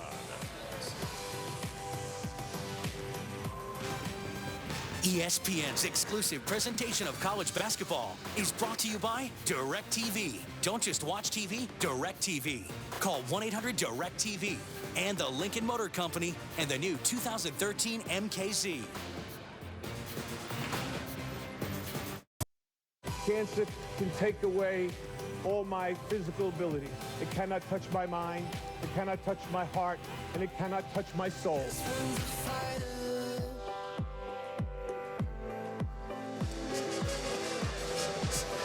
Help us beat cancer. The V Foundation awards 100% of direct donations to fund cancer research. Log on to jimmyv.org or call 1-800-4JIMMY-V to donate. There are so many different ways you can help, so many ways to get involved. And you're at the forefront of a number of them. Tell us what you got going on here. Well, there's an oil painting. It was done by Kristen Osterman from out of Tampa. Husband's an assistant coach at South Florida women's team. And right now we're taking bids on it. There's the number to call if you'd like to bid on it. It's a beautiful oil painting. It was Jimmy and I embracing after his great speech that night at the ESPY Awards. And I'll tell you one thing, right now the bidding's starting at $1,000, Mr. Schulman. And we hope people out there make that call, 941-350-0580. And they can also leave their name and number if they want some information about our gala.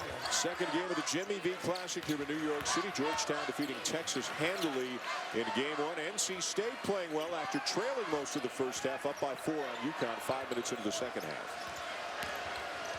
DeAndre Daniels, tough shot in traffic to make it a 2-point game. He's the one I keep saying has to break out. He's going to become their third guy, their third weapon.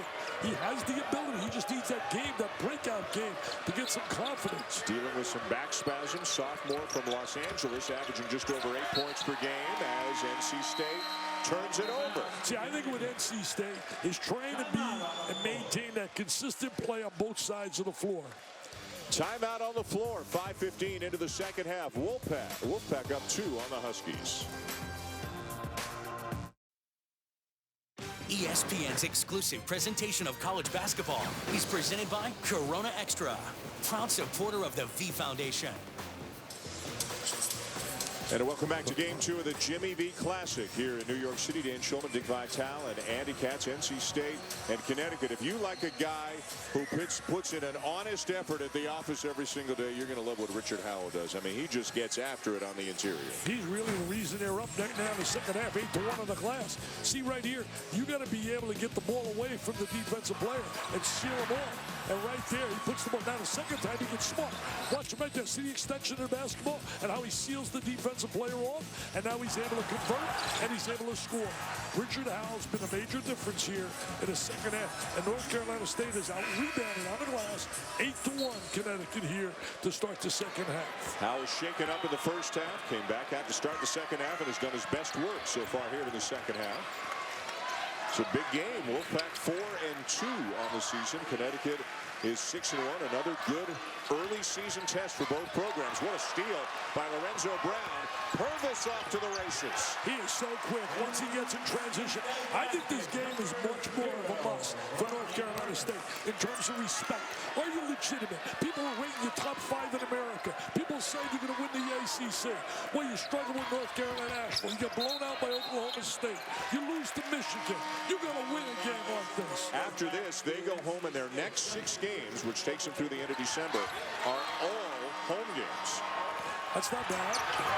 Biggest name on the schedule of those 6 is Stanford on December the 18th, a game you can see on ESPN2. And then NC State will get into conference play beginning in January, and they do have home and home against both Duke and Carolina. And as we mentioned, they'll host game day on the 26th of January when Carolina comes to town. Boatwright with a steal. Got Napier with them. Spins, hangs, and hits. I'll tell you, Boatwright and Napier are fun guys to watch. And they're so limited because they do not have people to help them in the post, so defenses can really extend on them. They can't cheat. Turnover's a problem tonight for Lorenzo Brown and NC State, but Brown with an answer to the other end to restore a 4-point advantage. You know, Brown has that great size where he has an advantage over a lot of little guards. The size of Brown against the speed of Boatwright, the matchup at the point tonight. You know, Brown's a good player. Leslie's a good player. Wood can shoot the ball. Howell can rebound. They have all parts. Warren can flat out score. We haven't seen it tonight, but obviously look at his numbers. You look at the stat sheet, he can flat out score. Warren averaging 15, just 2 points tonight, yet the Wolfpack have the lead. Boatwright tries again. Howell knocks it out of bounds, and it should be, and it is, UConn ball. I'll tell you, Dan, one of the real dilemmas, if I'm Mark Gottfried, watching them play tonight, the offensive team of Connecticut, their guards, get too many open shots. And if you give open shots to good teams, you're going to get beat. I mean, you give those kind of open shots to Curry and company, you're in trouble. Yeah, tough stand in front of guys like Boatwright and Napier with their quickness. A little patience now here from the Huskies. See, the defense on the inside can cheat on these guards because they don't have really a scoring threat on the baseline. Boatwright, bounce pass into Wolf. I'll tell you one thing, though. This big guy has given them some positive moments. His third field goal of the night. Connecticut won't go away. A steal. Napier. Inside, Evans ties the game. Nice look by Napier, finds Evans. A guy that graduated at Holy Cross. A guy that wanted to go to Connecticut originally, but they said, we're sorry. We signed Kemba Walker. And he went to Holy Cross, and he found a home back at Connecticut. Husky fans getting a little rowdy now. Boy, UConn really attacking the ball on every pass. A block is the call. I think Gaffai is going to get the foul call. You know, it's really fun watching a team play so hard, and yet they're not even qualifying for a tournament. They can't play in the postseason, trying to make the most of their regular season opportunities and doing a nice job here, giving NC State everything they can handle at the Garden in New York. A couple of steals, a couple of baskets, and UConn right back in it. We are tied at 43 here in New York.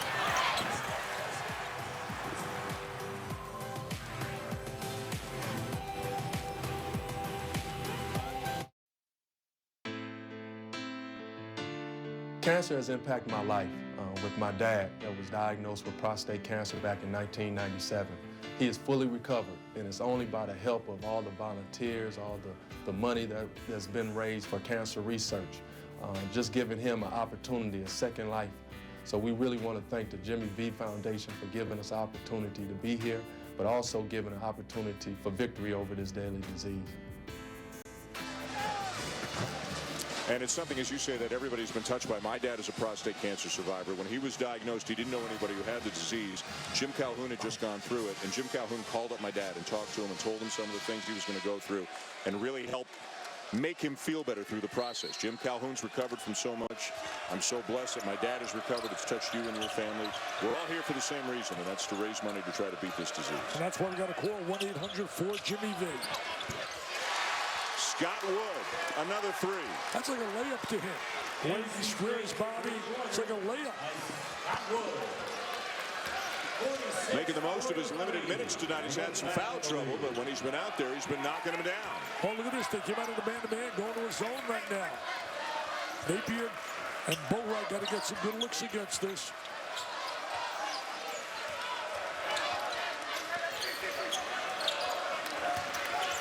Evans penetrates, tough shot in traffic, count it. You know, that was Bob Knight, was giving us a little clinic at halftime. Yes, he was. About attacking the gap of his zone. And that's a prime example of attacking that gap. Just putting the ball on the floor. See right there, there's the gap. Look at the gap. And he splits the gap, hangs in the air. I mean, he's going to help him, Evans. There he is, splitting that gap. Hangs, good body control, converts off the glass. Third foul on T.J. Warren.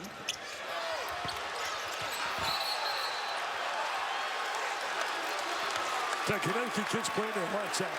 The one thing, if I'm Mark Gottfried, they got to get their kids to play a little bit harder on the defensive end. Leslie called for the foul on the play. Mark Gottfried didn't like it. Leslie was complaining about it.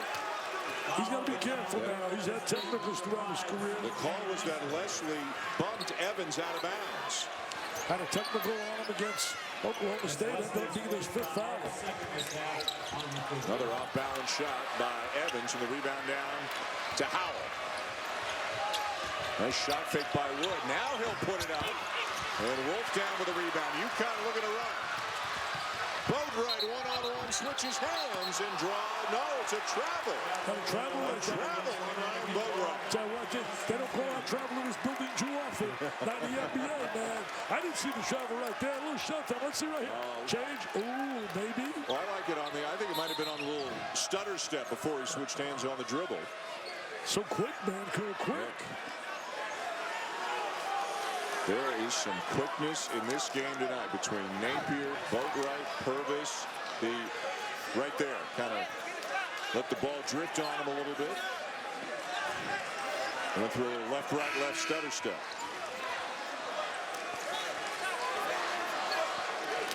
And the shot clock still showing 19. That may be the issue, is they have to adjust that. Omar Calhoun is back into the game for Connecticut in the meantime. As Boatwright gets a breather that probably won't last very long. Working on a shot clock. Sitting alongside Kevin Freeman and Ricky Moore over on that Connecticut bench. Two great players and under Jim Calhoun in the UConn program. Looking at the game clock right now. Ed Corbett over there on the sideline with Brian Kersey. Got to make sure everything's fine. You mentioned Freeman, man. He was a good player. Good player. Yeah, there's another guy who could really get after the rebounds like Richard Howell of NC State does now. Kevin Ollie has some quality people over on that bench with him, as does Mark Gottfried. On his staff, Bobby Lutz. Bobby Lutz, outstanding coach. Still Wolfpack ball. Try to get Leslie the ball down inside. They're having a tough time getting the ball to Leslie. Olander trying to challenge him on the interior. And Warren just such a quiet night. People have been raving about him as well. Leslie got to watch out if he doesn't get caught for pushing off. I think he gets a little bit frustrated.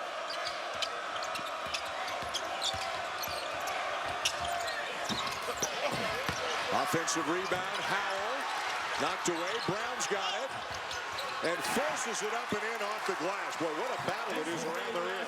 He's one of the premier guards as far as rebounding.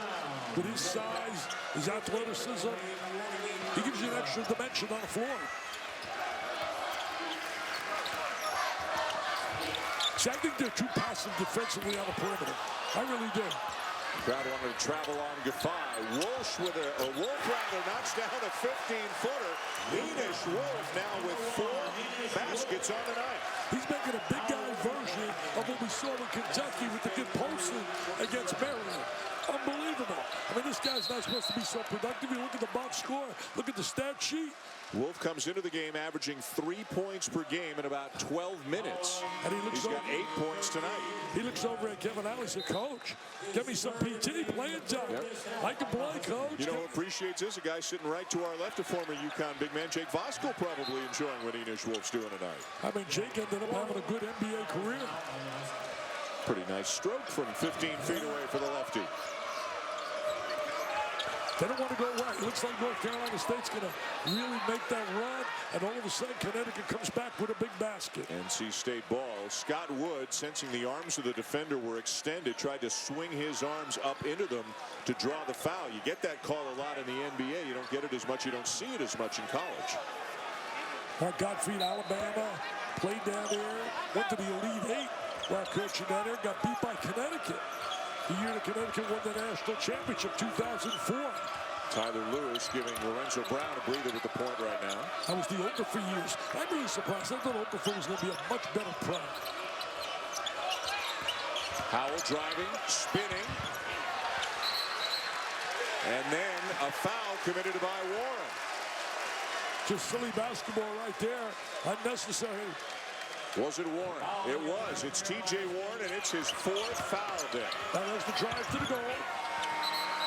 A little bit out of control, going to the basket. Warren to the bench. A rough night for him.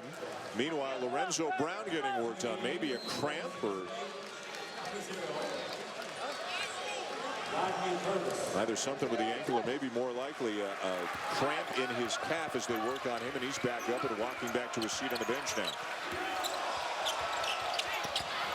Long on the jumper is Boatwright. He's wide open, too. Yep. Beat his guy off the bounce, had the wide open Jay. I really think when you look at North Carolina State, they got to go to defensive drills on that perimeter to stay in front of their guy. Not this time for Wood. Calhoun in some trouble, turns it over. Here's Purvis. Out of control. Look at the quickness of this guy. He is super quick. High school All-American. I'd love to see Purvis and Boatwright have a race. Do you know that Wolf was 6-for-6 earlier this year against Wake Forest? 6-for-6 he went. Wolf commits the foul. Purvis to the line. Freshman out of Raleigh, averaging 10 points per game coming in. You know, we're talking about disappointing teams. I want to tell you some surprise teams. Virginia Tech, what a surprise they've been. I mean, Eric Green has been sensational. They're 7-0. They beat Oklahoma State, Illinois. We got to go up to Illinois, man. The Flying Illini are back. John Gross, 9-0. win over Butler. Charlotte also 7-0. Won the Great Alaska Shootout. Wichita State, an outstanding 8-0. Beat VCU. SMU on the Larry Brown. Ready for this? They're 8-1. How about that? 8-1. Larry Brown, man. That's fantastic. And Mississippi, the Rebels, Eli Manning school, who got nosed out by Mr. Griffin and company. RG3. Yeah, RG3. NC State up 2 on UConn. 8:25 to go here in the second half. Boatwright, yes. He has the shake and bake, man. It looks like he's playing in a rucker down here in Harlem, playing on a rucker pavement. I mean, shake and bake, change, right, left, spin. We got some good guards in this game. I'm telling you, if Connecticut had those kids and they didn't leave because of the dilemma of not being eligible to play in a tournament, they'd have been a good basketball team. I think it was Howell again. It was Howell again. Boys, he is a beast in there. He's a big-time rebounder. He is a big-time rebounder. 9 points, 9 rebounds for Howell. Wolf off balance, gets it to go. Are you serious, Mr. Wolf? Hey, maybe he owns Wolf's Deli right here in New York City, a great deli. I mean, look at Wolf. Unbelievable. Wolf is 5 for 6, 10 points, 5 rebounds. I got my scouting report from the coaches. They didn't say a whole lot about Mr. Wolf.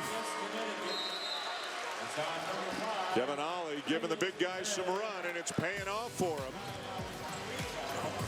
You love seeing kids play hard. You like seeing kids who don't get a lot of recognition. Rise to the moment. They rise to the moment. I think that's great. Look at Mr. Wolf. I mean, he makes like a former great big guy, but an atomic mill in the left-hander.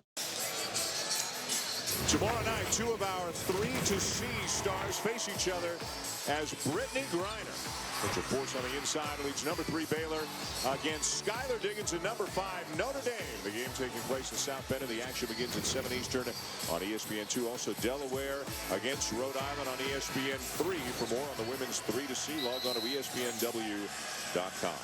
That's 2 of the great players in women's basketball. Absolutely phenomenal. Really just great. You know, Skylar down there with Mantock just represents the university in such a positive way at the University of Notre Dame. I really don't know Brittany, but I hear great things about her. What an unbelievable, dedicated player she is. I'm sure they got a little chip on her shoulder after losing to Stanford. Tied at 51 with 7:28 to go here at Madison Square Garden. A good one between Connecticut and North Carolina State. NC State ball. Rodney Purvis to invade. Well, you know, Jimmy started over at Connecticut basically under D. Rowe, a tremendous guy, and then at North Carolina State for 10 years. Won that national title, but people fail to realize he had to win the ACC tournament to get in, and all he had to do was beat Michael Jordan and company, Carolina, a great Wake Forest team, and then Ralph Sampson at Virginia, just to get in the tournament. Lorenzo Brown, off balance, no. Follow, yes, by C.J. Leslie. See, that's the difference maker. The glass. The glass is such an advantage to North Carolina State against a club that cannot match them on the inside. It's perimeter against size. Bobby Valvano sitting to my right, Jimmy's brother, does a great job with us at ESPN. Zone look here by NC State, slowing down UConn a little bit. Boatwright, baseline, too easy. Where's the help? I mean, where's the help? Look at the gap and see, that's a zone. And you allow a guy to get to the glass that easy. The reason they went into the zone is to take away his driving ability. Boatwright now with 12. Napier's been stuck on 17 for a while. Nice spin by Howell. Misses the shot and the rebound down to Evans. Again, I'll say it once again, I think Mike will, people will agree, is the fact that they got to do a better job defensively, North Carolina State.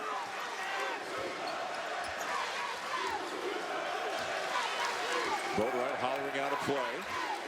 Olander in to defy the big guys. Wolf getting a breather on the bench. He's been so effective for UConn tonight.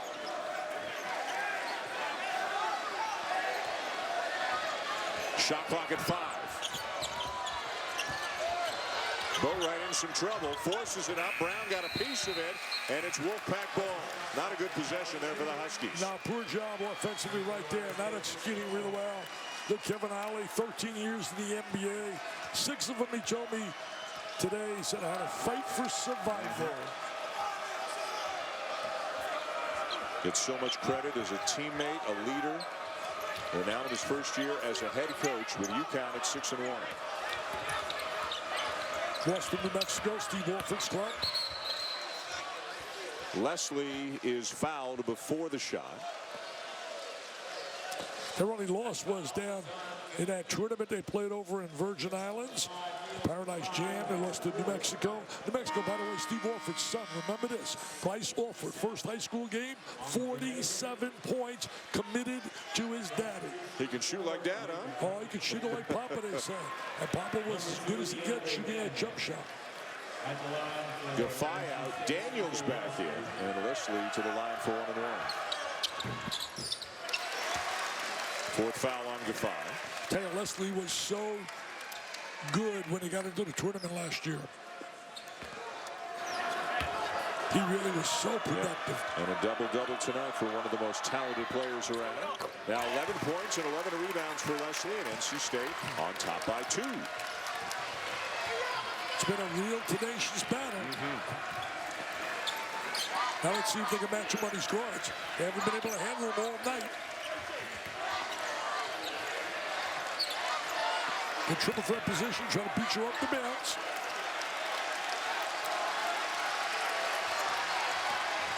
Napier using the screen, misses the 3, rebound Wood.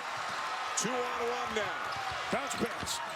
Howell to Purvis, and Howell there for the follow. Never gave up on the play. Tell you one thing, Howell is a born rebounder. He's got to Moses Below the back. Moses Below is the best I've ever seen, man. And rebounded. He would go laterally. Nearly stolen by Howell. He hits the deck. Napier has it. Howell's playing so hard. He's playing great. He is really playing hard. He's got a double-double along with Leslie. Now he's stealing numbers again. 3-on-1. Give it up. Oh, no. He said, I'm not giving it up. I'm going to the highlight film. I'm going to the top 10 of ESPN highlights. A little Jam City. Gets everybody to give a little high five. She says, I love Sting. I love the Wolfpack. Most of all, Mark Guthrie says, I love you, C.J. Leslie. 6-0 run for the Wolfpack to take a 6-point lead. Let's take a look now at our Reese's perfect play. And this is just a spectacular play for a guy his size to be able to make this kind of a play. Yeah, here he goes. To let them go. Did you say he should give it up? Somebody did. Give it up. I think it was me. He gave it up, baby. He gave it up. Jam City. Look at this hit. Up and away. He will be playing at the next level. He will be back at Madison Square Garden.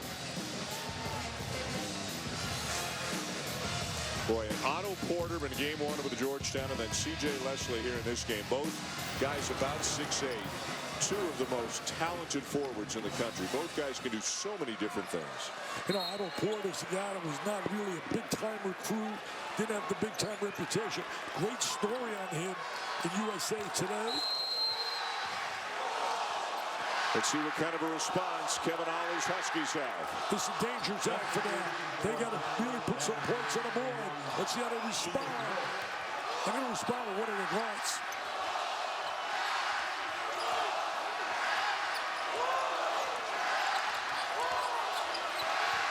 Trying to lay that screen, Wolf. You get a big screen, you got to step out.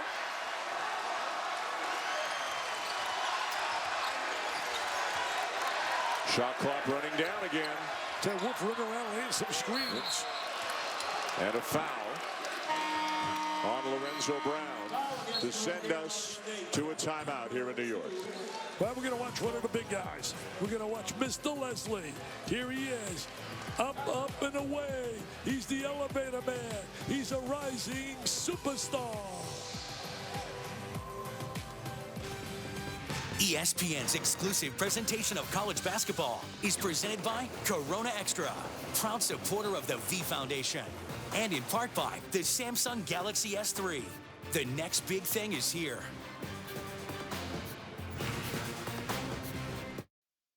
Please help us beat cancer. To donate to the Jimmy V for Cancer Research, call 1-800-4-JIMMY-V or log on to www.jimmyv.org. 100% of all donations are awarded to cancer research. don't give up. Don't ever give up. And that is the message of the night here during V-Week on the ESPN family of networks. 1-800-4-JIMMY-V or JimmyV.org. Dan Schulman, Dick Vitale, Andy Katz with you here in New York City. And NC State leading by 6 over UConn. 3:42 to go. The Wolfpack have scored the last 6 points. Well, one thing they've done a really better job is the perimeter three. In the first half, Connecticut made 6 threes. Second half, they're 0 for 4. Sports Center comes your way next year on ESPN. Here comes a must possession right now. Connecticut better score in this possession. North Carolina State really taking a little bit more pride on the defensive end. A little step out right there. A lot of pounding the basketball recently for UConn without really getting anywhere. The shot clock is running down yet again. Napier off balance, finds Daniels for 3. He is fouled on the shot attempt by Leslie. Yeah, not a good play from a veteran player. A guy that's been struggling shooting. You foul him, put him on the line, stops the clock. You're up 6. Several errors there. One, it stops the clock. There's the contact. Not a good play. Not a good play at all. Not from a veteran player. You can see some young kid making that mistake. Not a guy that's an All-American candidate. You got to convert now. If you're Daniels, you got to convert in this situation. We saw how well UConn's been shooting free throws late in games so far this year. Daniels misses the first. He came into the game 57% of the season. Well, as a team, they've shot really well. In fact, they're shooting better than the best ever in Connecticut, which is obviously it's early in the season. But the best ever was 74.2. Led by Boatwright and Napier, both of them in the mid-80s.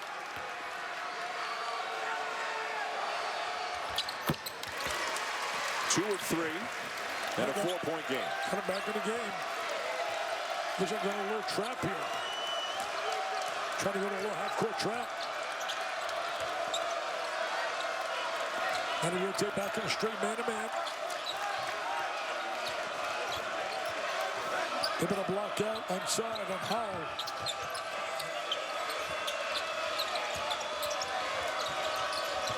Trying to get Leslie down in the box. Wood open. Misses the 3 and the rebound down to Wolf. Patience right now. They're going to show some patience, some poise. Daniels travels. No doubt about it. I mean, he shuffled his feet. And Kevin Ollie's going to make a change. Daniels is coming out and Omar Calhoun is going to go back in. And it looks like Evans is coming out and Niels Gaffaiga is going to come back in for UConn as well. He's the one kid that's got to really elevate his game now. Daniels, he really's got to start going to the level that he was. You know, he was rated so high coming out of high school. Top 15 player in the country.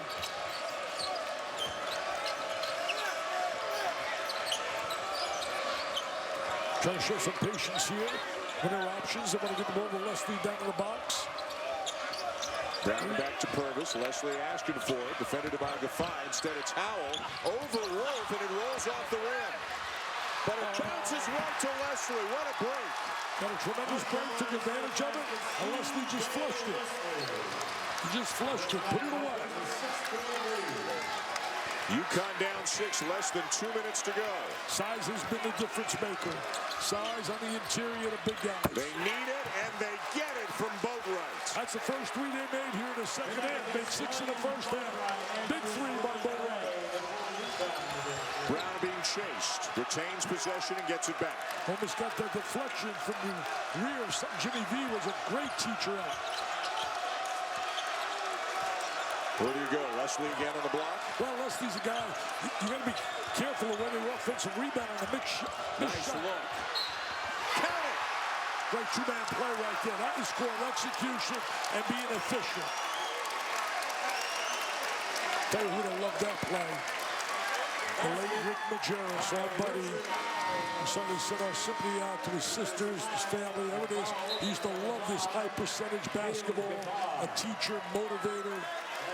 Great feed from Wood to Howell. Gaffai fouls out on the play. Richard Howell has a double-double in the second half of this game. He has played so hard. His tenacity has been the difference here in the second half. 11 points, 10 rebounds in the second half, 13 and 10 overall in the game. Injured in the first half, didn't have a whole lot going on in the first half as Gaffey fouls out. So I think the difference has been Howell and Leslie on the interior. Those baseline, that tandem has been just a little too much for Connecticut. They have combined for 28 points and 22 rebounds, Howell and Leslie. He tipped it. Howell tipped his own miss and got the ball back for NC State. He wants to spread the court now. Mark Godfrey wants to spread the court. Use some time. Take time off that clock.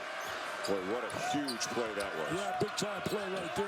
Howell with that little deflection. He's been a star of stars here in the second half. Brown. And a foul. UConn trying to gamble, having to gamble, and Napier's called for the foul.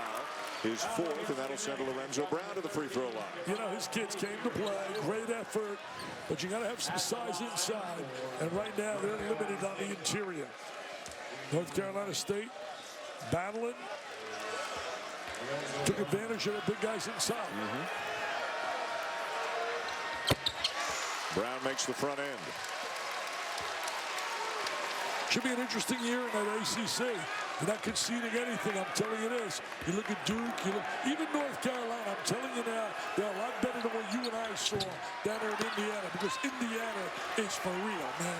They're a legit basketball team. Well, how many times do we see teams look completely different in February than they did in November? Tip is up and good, either Daniels or Wolf. Not sure who's going to get the credit on that. That was a basket for Connecticut. You don't want to foul him, but you don't want to foul out. You just put it in the book. Yep. I want to give a little shout out to Coach Gillespie down at Marshall County, Kentucky. He lost his son. I was down there to speak at a speaking engagement recently. And when I went in his office, Dan, a picture on the wall of his little boy, and he said, you know, I want you guys to continue doing what you're doing for the V Foundation. He said, believe me, I know.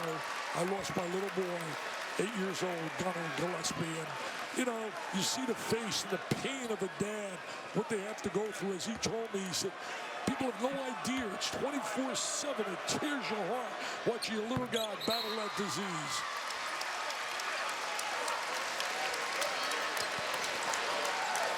Timeout, NC State.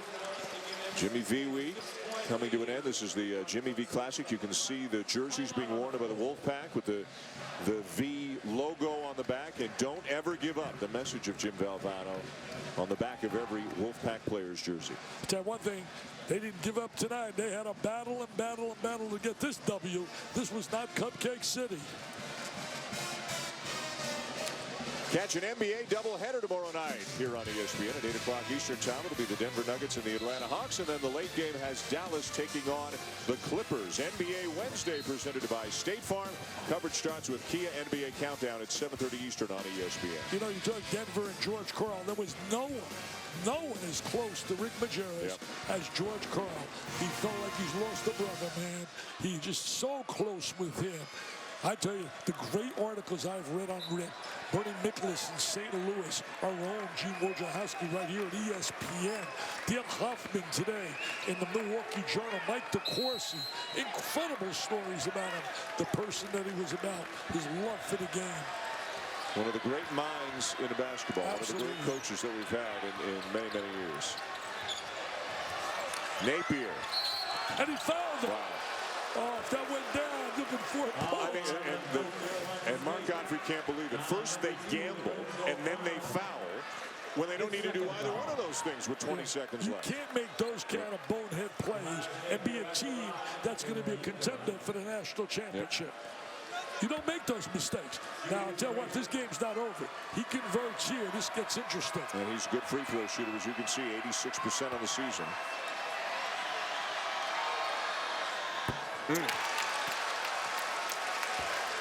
Just constantly happens. As soon as we praise the guy as a shooter, he's got to jack it off. He wants his W so badly to head back to Raleigh.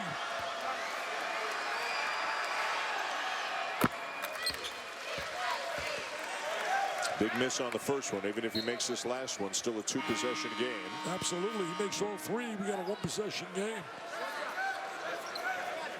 They got to foul immediately. Try to steal, obviously. If you don't get the steal, you got to foul and stop that clock. If he makes it, Napier's going to come out of the game. He's got 4 fouls. Evans will come in for him. So that they don't have to have Napier commit a foul. Coaching staff thinking on that sideline, being cerebral. And here it is right now. You got to quickly try to steal. Make that steal if you can. If you can't. And there's Calhoun committing a foul. Foul on Connecticut. Foul number 21. Omar Calhoun, his second. North Carolina State. So it's double bonus for NC State. 2 shots the rest of the way. Make your free throws, it's over. And this is the guy that would love on a free throw. Might be as good as a free throw shooter as there is in America. Boy, we've seen some questionable plays down the stretch by both teams. Some mistakes. Fouling the wrong guy, fouling three-point shooters. Absolutely, you got to know, in his scouting report, I'm sure they point out, this kid is like automatic on the line. Automatic.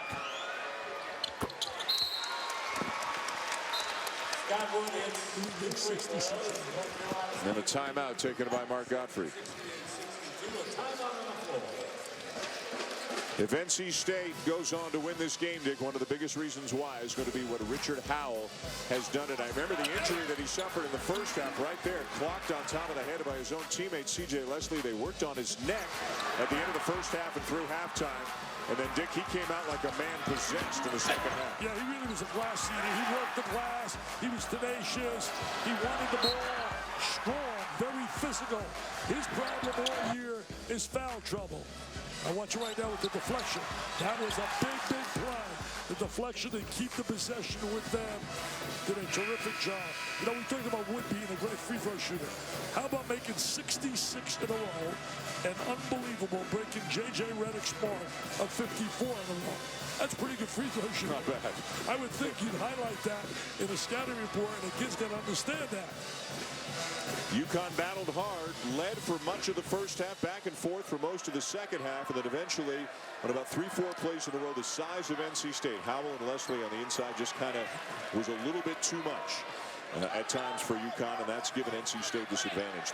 Sure, some Husky fans are screaming, "Where are you, Oriaki? We could use you, big fella." He's at Mizzou. He's at Mizzou with the Tigers. Napier. Leslie down with a rebound. He's fouled, and that should just about do it. You know, people want to wonder why they are not eligible. They did not meet the standards and the criteria of the academic progress rate, and therefore they were below that standard.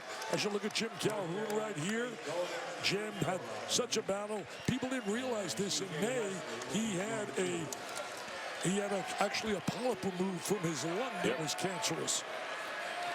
Prostate cancer, 2 bouts of skin cancer for Jim Calhoun. What about the injuries? The hip surgery, falling off a bicycle. Not using the cane anymore, though. Walking without the cane right now and going to every game and every practice. Told me today, he said, I feel great. He's looking forward to our gala. We're going to honor him and really let people know what an amazing job he has done in his tenure here as a coach. Boatwright launches about a 28-footer.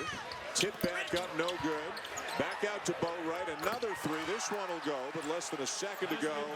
And North Carolina State will pick up the win, defeating Connecticut 69-65 here at the Garden.